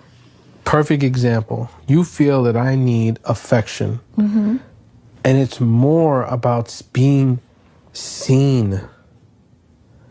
You're so in with the boys and cooking, and I appreciate it all to the max. But I feel like I'm a ghost in the house. And I feel like I'm a robot. That I see, and I acknowledge that 100%. That sounds meaningful. That I'm a robot and that he feels like a ghost? No. I heard Drew say that when you say he needs affection, you're not hearing him. That he's saying he feels like a ghost, like you don't see him. I understand that. Well, that you did not convey that. Your response was, and I'm a robot. And that is an issue. It's always, but this. It's not, like... It goes both ways. Yeah. Wow. We both over here like, you keep missing it. You keep missing it. First of all, that show, amazing. I've never seen it. Bruh, what's the name of that show, bro? Oh, she's not even watching. It's supposed to be my woman. The woman I'm about to marry. Supposed to be. She is. Don't rebuke that. Nah, so it's a great show. I'll put the name in the comments when I find it. But as he was talking, and then her, and I feel like a robot, I was like, she doesn't get it. Immediately, that's where I went to. Immediately, like and I think that comes from a lot of people. They're quick to do this with the mirror and show the other person. We are. No, but look, so the a lot of people, men and women, they're quick to hold the mirror and make you see yourself But as soon as you flip that thing around and they have to look at this, they can't handle it. So they want to flip the mirror back around real quick. So basically he's saying, look, I feel XYZ. This because it's my turn. We talking about me right now. We're not talking about you. We're not talking about all the bad stuff I did in the relationship. We're not talking about nothing. We're talking about how I feel in this relationship. And the man said exactly how he felt. And what did she do? Well, I feel this way. Wait. Are we gonna have any accountability? Are we gonna even acknowledge that I said words? Or are we just gonna skip past it so we can get to how I make you feel? Because if that's the case, this is the problem that he's having with the whole relationship. And she don't see it. She did it twice to the point where the mediator had to step in. And then she thought she had a friend and she asked, oh, about me being a robot? Is that no, dumb diddy? That's not it. Again, just trying to shine the light on me and how I feel. Let's talk about me and how I feel. It ain't always about you, sweetheart. So the show is called Couples Therapy on Showtime. Yes, there it is. Yeah. And you're already in it. So I think that for me, when I hear this, man, it just I was in a relationship before that was like that. And it goes back to the conversation where we talked about men being more logical, women being more emotional. And so anytime any conversation would come up where it was about feelings, because women are more emotional, she felt like she was the authority on all things feelings. She was the authority on all things emotions. And so whenever I would say how I would feel, then she needed to impose or interject and let me know how she feels and how her feelings are more stronger than mine and how they should be valued a certain way. But it was crazy because as I heard her saying I should value her feelings and look at them and respond to them a certain way, I simultaneously was seeing how she wasn't doing what she wanted me to do. Come on. And I remember one time we sat and we had like a good discussion about like I wanted to healthily communicate why I shut down. And I said, this is how I feel in these moments. And I'm not using this as an excuse. I'm actually sharing this with you about how I shut down, let you know I'm working on not shutting down in this way. But I just wanted you to get an idea.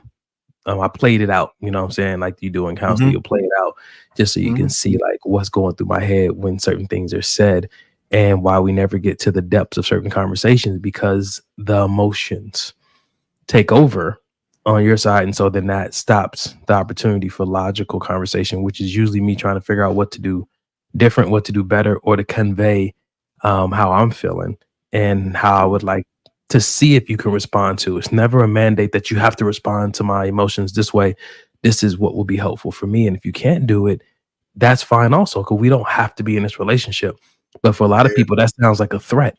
It's not a threat. It's just saying that in this dating process, we're trying to see if we can do not just life together, if we can do the emotions that come with doing life together as well.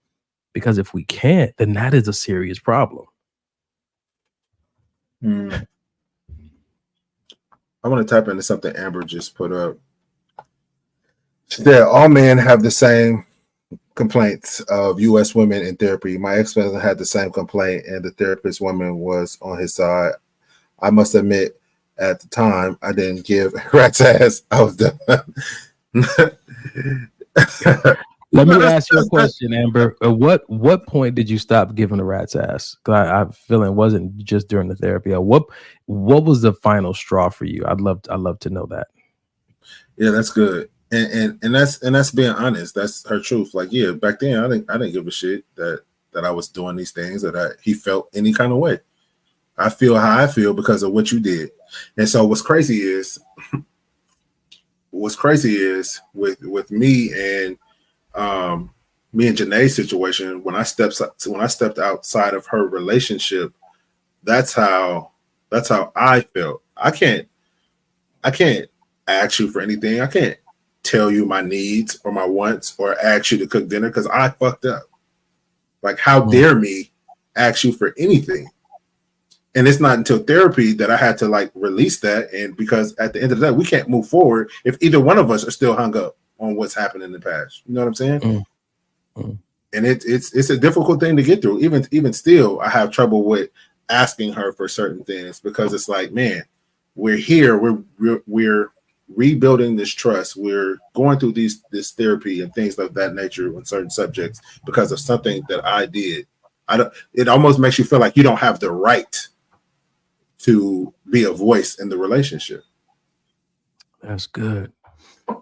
It does. It for me, it felt like you don't have a right to say you have a feeling or emotion until I verify it as important or valuable.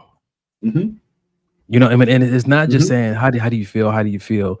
It's asking someone how you feel, sitting with that feeling if you can, valuing that feeling if you can, and just kind of holding space for that feeling if you can.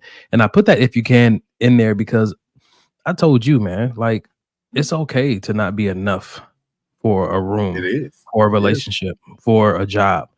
I don't think that I was built for everything, and I don't think I was built for everyone. So if you find yourself in a space and you feel inadequate, or you feel like ill-equipped, or you feel like, yeah, no matter at my best, I'm not enough for this room, that's okay. It's okay if you don't have to try harder. If you're doing the best you can, and you've tapped into your gifting and you're in your flow, and you're just flowing in what you do, and you know this is your lane, you know you're in alignment with your purpose in life, and it doesn't seem to be enough for where you're at, it's okay to say, God, do you want me to move? Is there something different you have for me? Because this is not enough for the people that I'm with. And you don't have to feel inadequate. You don't have to, you can say it like, oh, I'm not enough here. That's fine. But it doesn't have to change like the level of self-confidence you walk in with in that room. And I had to learn to be okay with that. I didn't like, you know what I'm saying, not getting good grades. I didn't like not being at the top of my class until I learned that every space is not for me. And it's okay. That ain't doing nothing but just helping me recognize where I fit in here. It's good, man. It's good. I put some go ahead, I put some more videos up if you want to. Yeah. Which one? Those bottom two you want to? Oh shit! Let me look. Hold on. Warline. Yeah. Warline. Yeah. Bottom two. Oh. Women are running with what I call toxic sisterhoods. And the toxic sisterhood is as detrimental to the development of the woman as a toxic man. Many women discover the reason they lost 2 or 3 good men was because of the toxic women they were surrounded by. It's easy to fall into a circle where women are telling you, girl, you right when you're absolutely wrong. Girl, you on top when you're absolutely at the bottom. You need women in your life where iron sharpens iron. Not these women that's all over the Instagram, turning their bottom to the camera, bouncing up and down to my meet me at the club.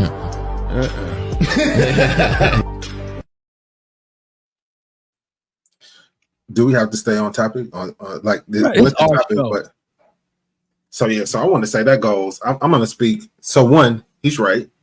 But I'm gonna speak more so because I'm a man, so I can only talk about what I do as a man. And I would say, from a man standpoint, as far as having toxic friendships with other men, like homeboys that are toxic relationship, that's a fail. That even in the relationship that I'm in now, that's did some damage because hanging around, going out with, listening to, allowing people to get in your ear. I've had to cut people off completely. I've had to distance myself from people simply because we don't got the same goals for my relationship. Like as you, Donnie, as you, my brother, you should have the same goal that I have. If I'm saying that I want to marry this woman, you should be, and I charge you with, hey, I'm struggling in some areas. Yeah. Just be there for me, hold me accountable, keep me on the straight and narrow. That's what you should be doing as my brother if you want me to succeed where I want to succeed at. And I have charged you with that in the past, and you've done that job. Well, some friends, it's like, well, look, I'm out here, I'm single. Like, come with me up over here, and you get to the house, and it's 3 girls over there half naked. Like, oh shit. Sorry about that. What are you doing? This Jay, I'm totally kidding. Don't come kidding, this Jay.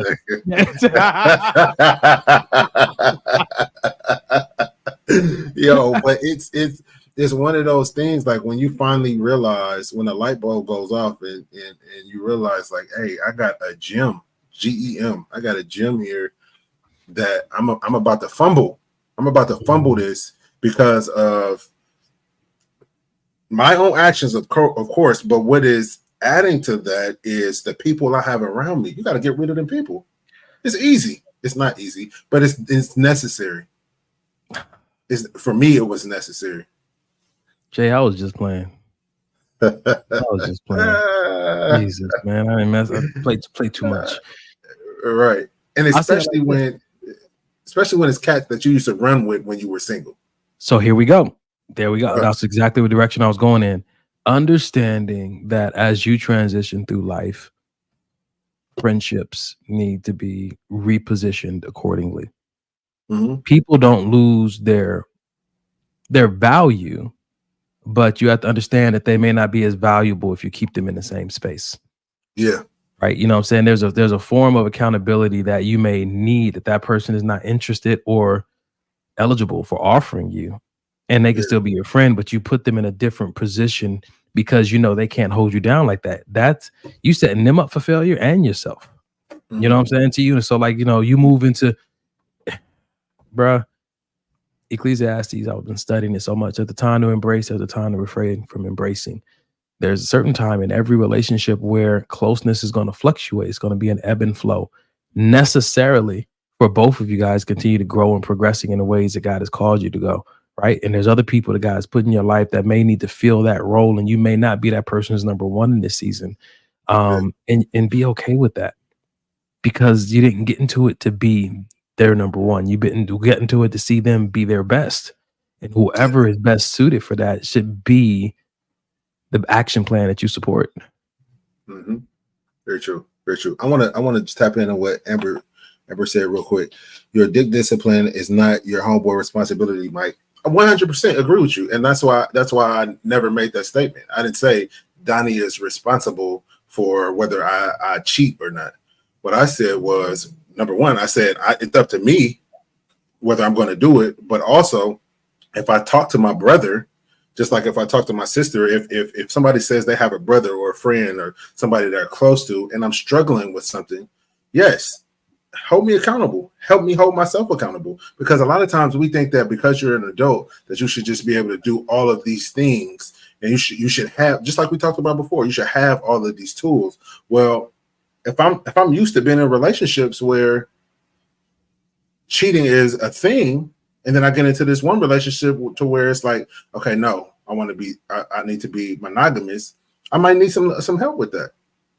And I think that it's good to have people in your corner that you can count on and that can be able to spot you when you need to spot it. I'm gonna say it this way. That sounds good. Your dick discipline is not your homeboy's responsibility. Your homeboy's responsibility is to help guard the gate of your mind. The discipline is definitely your responsibility, but what precedes discipline is meditation, right? The thoughts that you're sitting with. That's the response. That's the shared responsibility that you're giving your homeboys, your homegirls, or your circle, saying, hey, help me to keep my thoughts in check. Because if you guys help me in practice, right? Only I can be on the court, and only I can play the game, right? But if you guys, the more you help me in practice, the easier it is for me to apply discipline in the moment when the game is on the line. And I think that's the part that we don't want to just overlook. And like, well, then what's the point of homeboys and everything if it all comes back down to me and it's my choice and people don't influence? It's the preparation. What precedes the discipline you have to walk in is the meditation that you are accustomed to being in, right? You know what I'm saying to you? If my boys are knowing that, you know, I'm trying to be faithful, then our conversations, you know what I'm saying, are planting seeds of faithfulness so that in the moment of temptation, you've been nurtured and you've been watered and you're strong. You know what I'm saying to you when those moments come up. So I think that's the responsibility of the people that we put around us. And then on the flip side of that, not hanging out with certain people, the analogy that just came to me, if I'm a recovering alcoholic, why would I hang out with an alcoholic, with somebody that's a current alcoholic? Because what you gonna want to do? You're gonna want to go to the bar. You're gonna want to go get a drink. Rightfully so. You're not trying to remove yourself from that. I am. So if I'm trying to remove myself from being an alcoholic, you're good being that. Why would I then call you my friend, hang out, come over, let's go out together? I already know what you've been trying to get into. So yeah, I gotta distance myself from you. Either until we can get on the same page, or the relationship stays where it is. I think that's a big part of it, because talking about being an alcoholic is talking about an addiction that you have. An addiction means that you struggle with free will as it pertains to this hobby or this habit, right? And so that's something that person has to function through. You can't call somebody out of that dysfunction to help you be functional. You know what I'm saying to you? As much as they may love you, intentions are great, but capacity is king. You don't have the capacity to do the things that your heart wants to do. You have to overcome that addiction, on your own. And so I may have to move you into a new position. Like, as much like you've seen these movies about these drug kingpins, and they got this brother or this cousin that's strung out, and they want to bring them into the family business, but they got to get clean first, because you can't hold us down the way that we need to be held down, because you got something holding you back, and it's an addiction. Yeah. Yes, sir.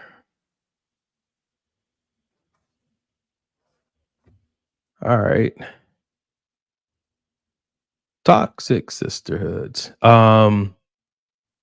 You wanna shoot? We got, so let me say it this way, Mike. So there's 2 videos in there called Therapy 1, Therapy 2, right? Those were for, how we end out the show doing that mental health talk. But those videos are 2 minutes apiece. So it's total, like, 3 minutes and 30 seconds. I'll say it like that. And so I know I want to play it because it's extremely helpful. Not sure if we're going to have a full discussion about it, but do you want to just save that for the end and close out the show like that, and then do these other videos, or how you feeling? I'm a leap in the wind, bro. The therapy videos are always great for me. We could do those. Okay. Like, and have a discussion? Yeah.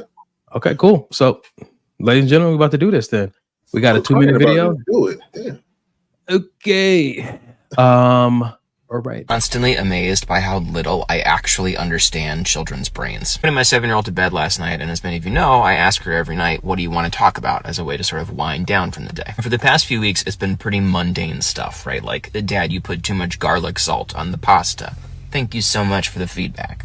But last night, if you're a parent, then you know the feeling of seeing your child, like, about to break down. And she starts telling me about her 2 really good friends at school. Now, recently, there is another kid that has been joining them and playing with them. And she sort of, like, covers her face, right, as she's telling me this. And she's like, I'm not jealous, but... And then she just kind of, like, trailed off, right? Just kept saying that over and over again, right? Like, I'm not jealous. And I was like, what do you can tell me, right? Like, what are you feeling? Very clear that she didn't really, like, have the words to verbalize how she was feeling.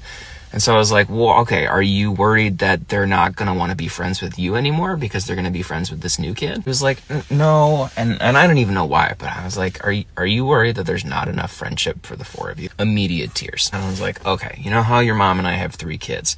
Were you worried that when we had the 2nd kid or the 3rd kid that we were going to love you less? And she goes, yeah. And I said, did we? And she goes, no. And I grabbed her 2 favorite stuffed animals that she sleeps with every night. They're identical twin dogs.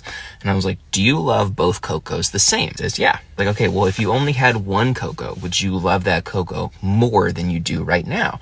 And she was like, no. And I was like, well, yeah, because you can't imagine loving it more than you do, right? I had a brilliant epiphany that I thought in my brain where I was like, I got this. And I was like, sweetie, love is not a finite resource. But she was like, I don't know what that means. All right. You know when we get a pizza and there's only 8 slices? Love is not that, right? Love is the opposite. It's like a pizza with as many slices as possible. And obviously she was like, oh, I'm into it now. Honestly, almost ended it there because it had clearly clicked. And I was like, no, I'm just gonna take this a little bit further. I was like, that's how all of our emotions are, right? Like there's no limit to what we can feel, and there's no definition for how much we're allowed to feel. Whether it's happiness or sadness or frustration or anything. And at this point, her eyes or frustration or anything. And at this point, her eyes are lit up. We ended up talking for like 15 more minutes about the most random things. As I walked out of her room, honestly feeling really good about myself, right?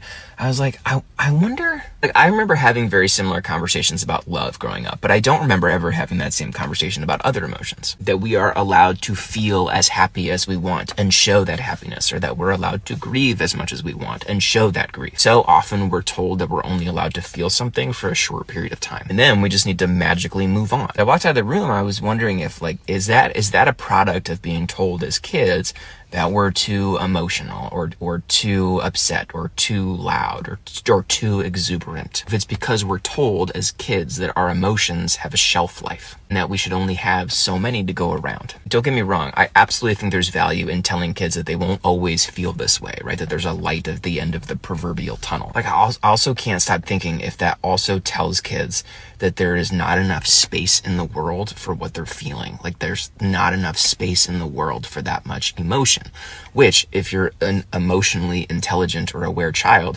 you are probably going to internalize as there is not enough space in the world for that much you. Ooh, I caught myself off guard there. So if that's true, then that means that when we're told that, we probably never learn to actually work through the entire range of our emotions until they're actually over. But instead, we probably just learn to hide them in order to make other people around us happier. And that is currently all I can think about this morning, is just wondering if we had more conversations about that, then maybe we would have more positive mental health outcomes as adults. Anyway, that was a heck of a Thursday night, now Friday morning, and now I just currently want an infinite pizza. So I'm gonna go see if I can get one of those. Goodbye.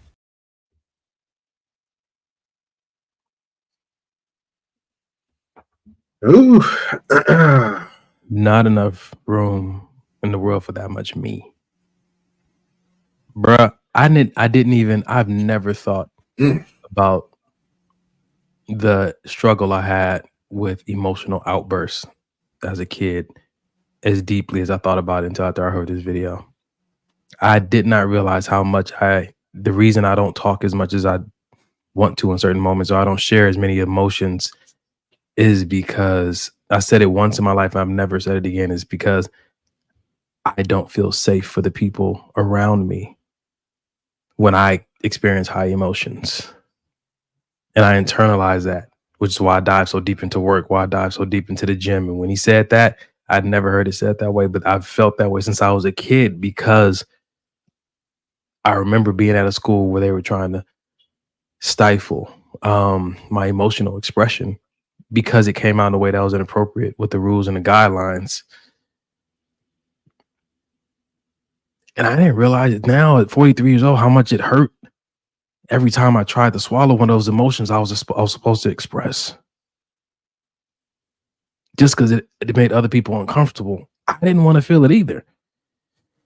Man, I watched this video about 5 times, bro. And every time it gets to that, it just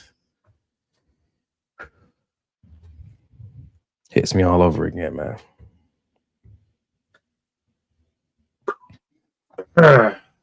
Yeah, he got me. Yeah, man. And we're doing it right now because there's, you know how you just want to cry, you want to just scream. Mm-hmm.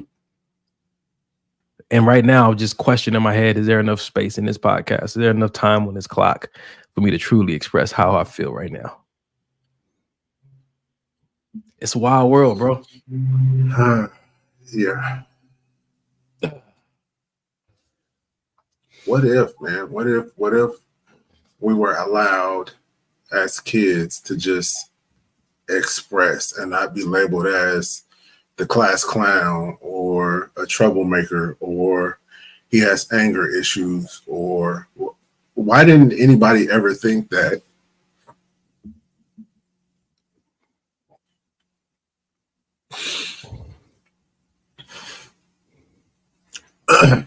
why didn't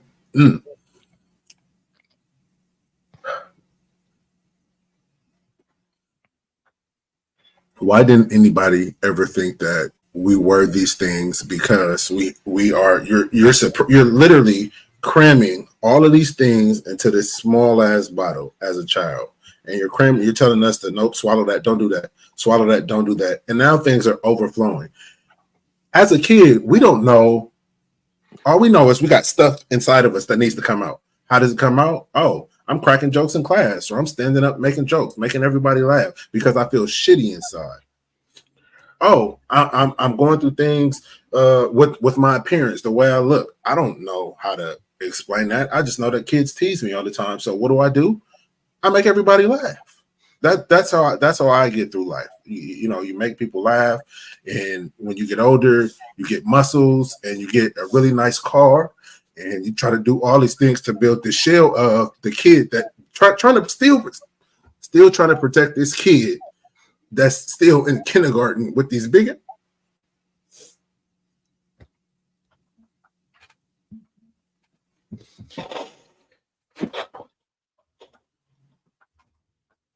Still trying to protect a kid that was skinny as a nail with big glasses, big ears, a head too big for his body, big feet. And even at 40 years old, you're still doing things to try to prove to people that are no longer existent in your life that you're not that kid. All because I couldn't express. I didn't know how to. Nobody ever taught me how to express these things. It was always, no, you're bad. No, move your seat. Don't sit next to him. No, you sit in the back of the class. No, you leave the class. What? You never even, nobody ever once asked me why I behaved the way I behaved. I was just labeled. As a kid with a label. What are we doing to our children psychologically when we say you're bad, or when we say you're a class clown, or when we say you're going to grow up to be just like your daddy, or when we say you're going to be a hoe just like your mama would? What are we doing? That's why anytime Denim got an issue, anytime Denim is feeling any kind of way, I've always let him know, feel how you feel. If I irritate you, if I bother you, if I anger you, that is fine. As long as we keep our relationship respectful, I don't mind you sharing the way you feel with me. If you gotta cry, cry. If you gotta go scream, scream. If you want to go back in the backyard and hit the punching bag, do whatever you gotta do. If you need a hug, I'm here for that too. But we're and then when our kids turn out to be these monsters when they get older, it's like, oh, I taught him better than it. No, you fucking did it. Didn't hold space. No, you didn't. Didn't hold space. You didn't hold. Bro, I'm listening to you talk, and I'm trying to figure out what was part of my story. I had emotions, bro, and they told me I had demons. They told me I need to cast the demons out of me because I had too many emotions. And you hear the way I talk about Christian treatment, or the way I talk about spiritual matters and demons, stuff like that. And it's crazy how even in this conversation, this stuff is just coming up to me, listening to you share your testimony about how even now you can kind of look back and see like, man, I was just trying to process emotions, but how it was met with a criticism or a judgment and a label that made you question even more what you were already questioning things about who you were and how you were.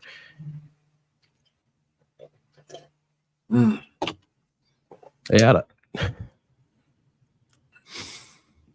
I shared that in plenty of different interviews, but just thinking about it now, just not understanding how jacked up that is. Like, they had a whole ceremony where they called me to the front and like, we're going to pray these demons out of you. And it wasn't until today I recognized it. I believed them for all these years. It wasn't, nigga, I had emotions that wow. I was trying to process in a place where I was supposed to be learning. You know, it was supposed to be, you know, the logical, you know, frontal brain type stuff. But do we not understand that?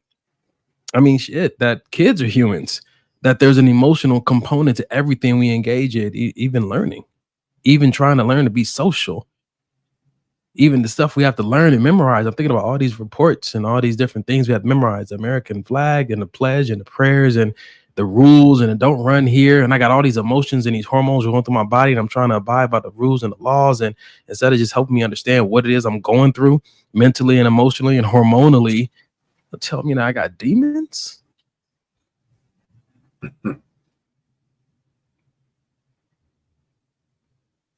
That's wild, bro. That is wild. I'm letting out about 10% of it right now. That's it. And that's all I feel comfortable with doing right now because I don't know what happens after 10%. You know, so I've seen it in my life before. And it's bruh, it ain't good. It ain't good. And so then we laugh. And then we make a joke because it's getting too hot. Like we have all these, we have math class and English class and all these classes that we're quote unquote teaching our kids how to be better in becoming young men and women and to go out into the world with all these skills. Where's the class to teach about how to handle your emotions? Where's the class to teach, you know, about your hormones and how that's going to affect you? Like, where are the classes that really matter as adults? Like, great. I'm a straight A math student. That is fan-fucking-tastic. But then you don't know how to socialize with anybody, so you become a recluse, and so you're this mathematician that is scared to leave the house. You don't want to go nowhere. You don't, because nobody is telling you how to work through these emotions, how to talk to people. That's just as important as any other type of education. But yet it ain't in nobody's school because I got my own theories on why, but it should be. So it's up to us as parents, uncles, aunties, grandmoms, grandpas, sisters, brothers, homeboys, homegirls to take that mental, and really reach out to these kids and really explain to them, like, hey, I saw you just got into that fight, or I saw you just cuss out that other student. Like, what's going on? Before you call them bad, before you try to discipline them. The world is going to do that. And that's what I tell my son all the time. Hey, look, bro, the world is going to beat you up 10 times over. That's not what I'm here to do. That's not what I'm here to do. I'm here to do the exact opposite and try to save you from what the world is going to try to do to you when you become a man. When you in my house, you don't have to, you don't have to be that. There's no need. Dad, I'm angry. Okay, why? Are you angry because mom's not here? Are you angry because something that happened at school? Like, what's up? Why? And it's not a lot of these parents these days, oh, well, I don't want to pry. I don't want to, I don't want to put, we're going to sit here and talk. That's it. We're going to talk.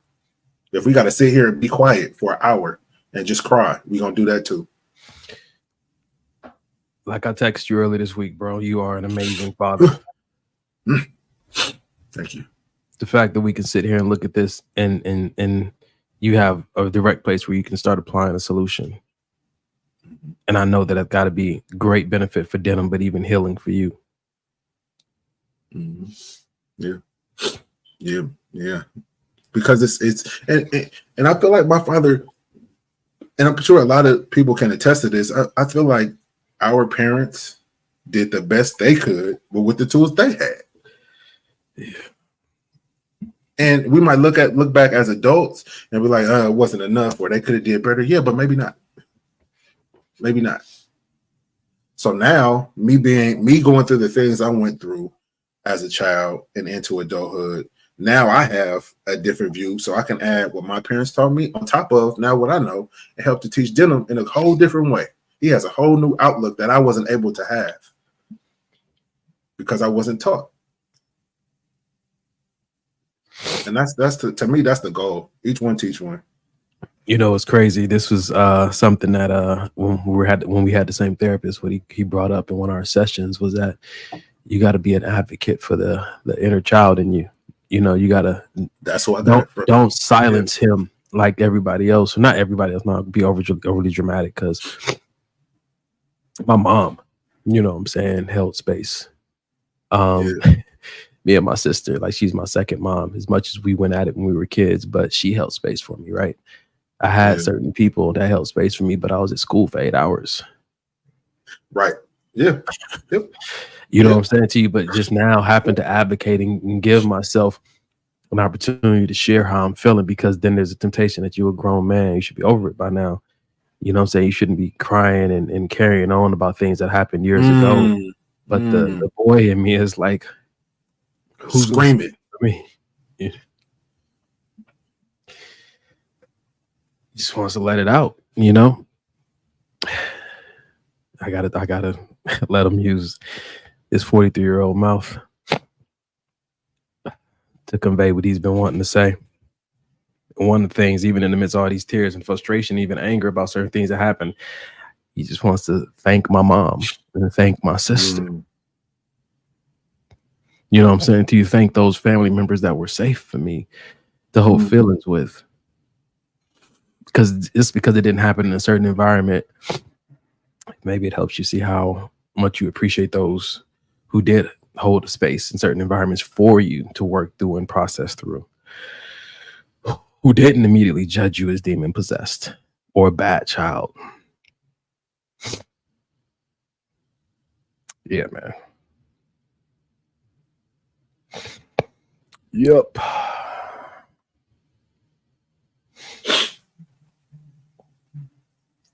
That was a doozy. Bruh. Golly. You said you're always down for some therapy, right? Yeah, yeah, serious. Yeah. He got that dude got a lot of good videos like that. So I'm pretty sure we'll hear from him again on this podcast. All right, you want to do it? Yeah. No, you got it. Ladies and gentlemen, here we go. At the end of every podcast, we like to give you guys a mental health resource if something on here triggered you. If you don't know if you've been triggered, look at us. Right.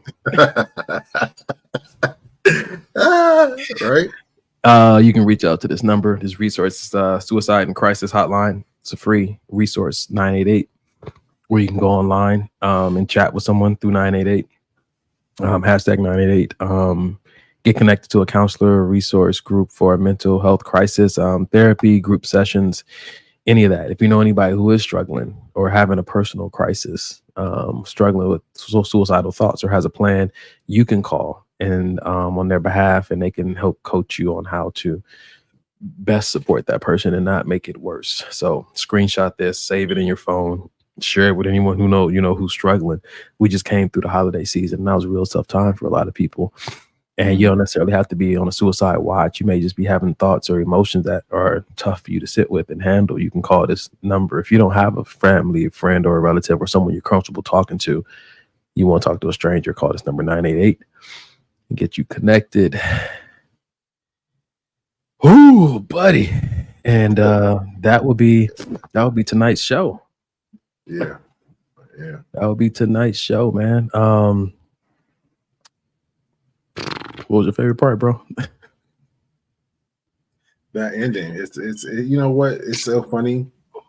The hurt and the anger and the maybe even rage that caused those tears just a second ago. If I stop and feel deep down and just like it's joy. And I feel like it's joy because anytime I talk about him or let him talk through me, meaning the younger me, yeah, he feels good. Like, oh, they can hear me. Somebody can see me. I'm still here. Like, waving. Look at me. I'm still here. Don't forget about me. Please continue to take care of me. Please, please continue to listen to me. And yeah, man, we can't get so caught up in being an adult in adult life, doing adult things with adult responsibilities that we forget that there's still a child inside of us that may have been badly neglected. And it's not too late to show that child some love. You gotta love yourself. And self-love don't mean just loving the adult version of myself and going to get a manicure. And no, it means digging deep and really unpacking some of that childhood stuff and really getting to the bottom and trying to find and grab that little kid's hand and hold it and hug him and tell him it's not your fault.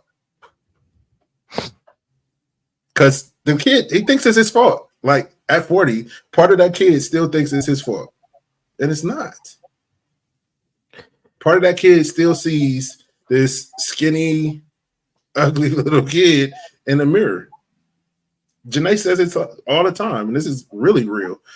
Janae says it all the time. Like, I'll be in the mirror looking, and it'll just be, I gotta go to the gym. And she's looking like, what?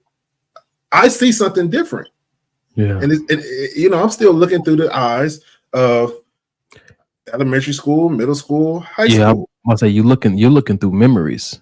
We look at ourselves through memories. Mm-hmm. And we need to get out of that. I don't say we have to. We should. I need to. I need to get out of that. Yeah, I'm not gonna put it on nobody else. We can get out of it. And like Donnie just dropped that number. That number, if you need somebody to talk to, use it. Therapy. You need to talk to somebody. Therapy has done wonders for my personal life, for myself, for my relationship with my fiance, for me and my kid, for me and my friends. It's just done so much and continues to do so much. So, yeah, man, you don't got to be, we say it all the time on the show, you don't got to be crazy or psychotic or nothing crazy to go to therapy. That's not what it's about, man. Just like my therapist, our therapist that we used to go to together always tells us at the end of every single session, be gentle with yourself. It's okay.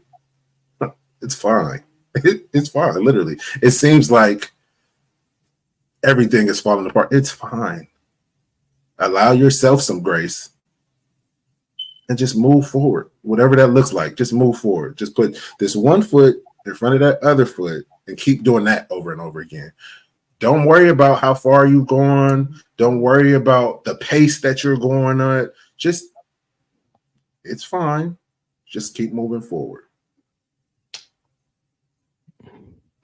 What I hear when I hear you say that is just, you don't have to pretend that it's okay. Mm-mm. Yeah. Nope. Yeah. Clearly we not. The way this nigga been crying all night. Yeah. Yeah, man. Kena, we appreciate you. Love you. Good night. She said it's past midnight out there. Love is constant healing, and I love what's going on here. See y'all next time. Appreciate you. Appreciate you. Man, we're gonna pray it out. Yeah, I'm gonna say a quick one. Father, thank you for working through these technical difficulties for us, Lord, tonight, and being able to use us to show our true and vulnerable selves in hopes that it helps someone. Like we always say, we know that it's helped us tonight, Lord. We just thank you for being the God that you are and seeing fit to bless us with another day of life. And we pray that you will do the same tomorrow as we wake up and go about our week and about our day, Lord. We just thank you that your angels surround us, keep us safe, keep our minds safe, as well as our bodies, Lord. Yeah. Keep our minds safe, Lord.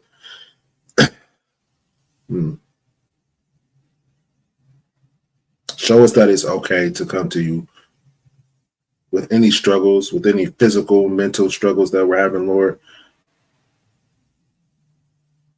Because we know you can heal it all of it. The parts that we don't tell anybody about, the parts that we keep from our partners, the parts that we keep from our friends, our family members. Help us to be better parents.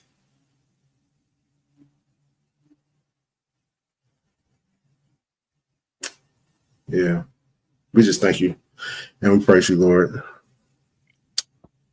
And we want to thank you again for giving us life, giving us breath, and sending us on our way this week, Lord. Ordering our steps, that we're at the right place, doing the right thing at the right time, Lord. We thank you, we praise you, we love you. In Jesus' name, amen. In Jesus' name, amen. It's a hell of a show, bro. Golly. One of my friends on Instagram just said, she said, your sweatshirt was perfect for tonight. That's crazy. So y'all gotta stay tuned to really know. Yep. Come back next Sunday. We'll start the show with what the sweatshirt means. And, for everybody out there where you can purchase them. For everybody out there who was watching on Instagram, we actually went all 2 hours on Instagram live. So we're gonna do it again next week. If we're on, we'll be live on my Instagram, my personal Instagram, and Michael's personal Instagram page. So we love y'all. Thank you for rocking with us tonight. Pass this link on to a friend. Tell them to watch it. It'll be worth their while. Thank you for all your support and your effort. Even all the contributions you guys have sent in to the show. If you have a Cash App, you want to send something to help us pay the bills to stay online, that's our Cash App right there. $ maybe this will help. $ maybe this will help. If you have a friend that has a lot of disposable income, just send them a screenshot of us going, help. We love y'all. And Mike, is that it? Yeah, just be gentle with yourselves this week, folks. That's it. 2 Chainz.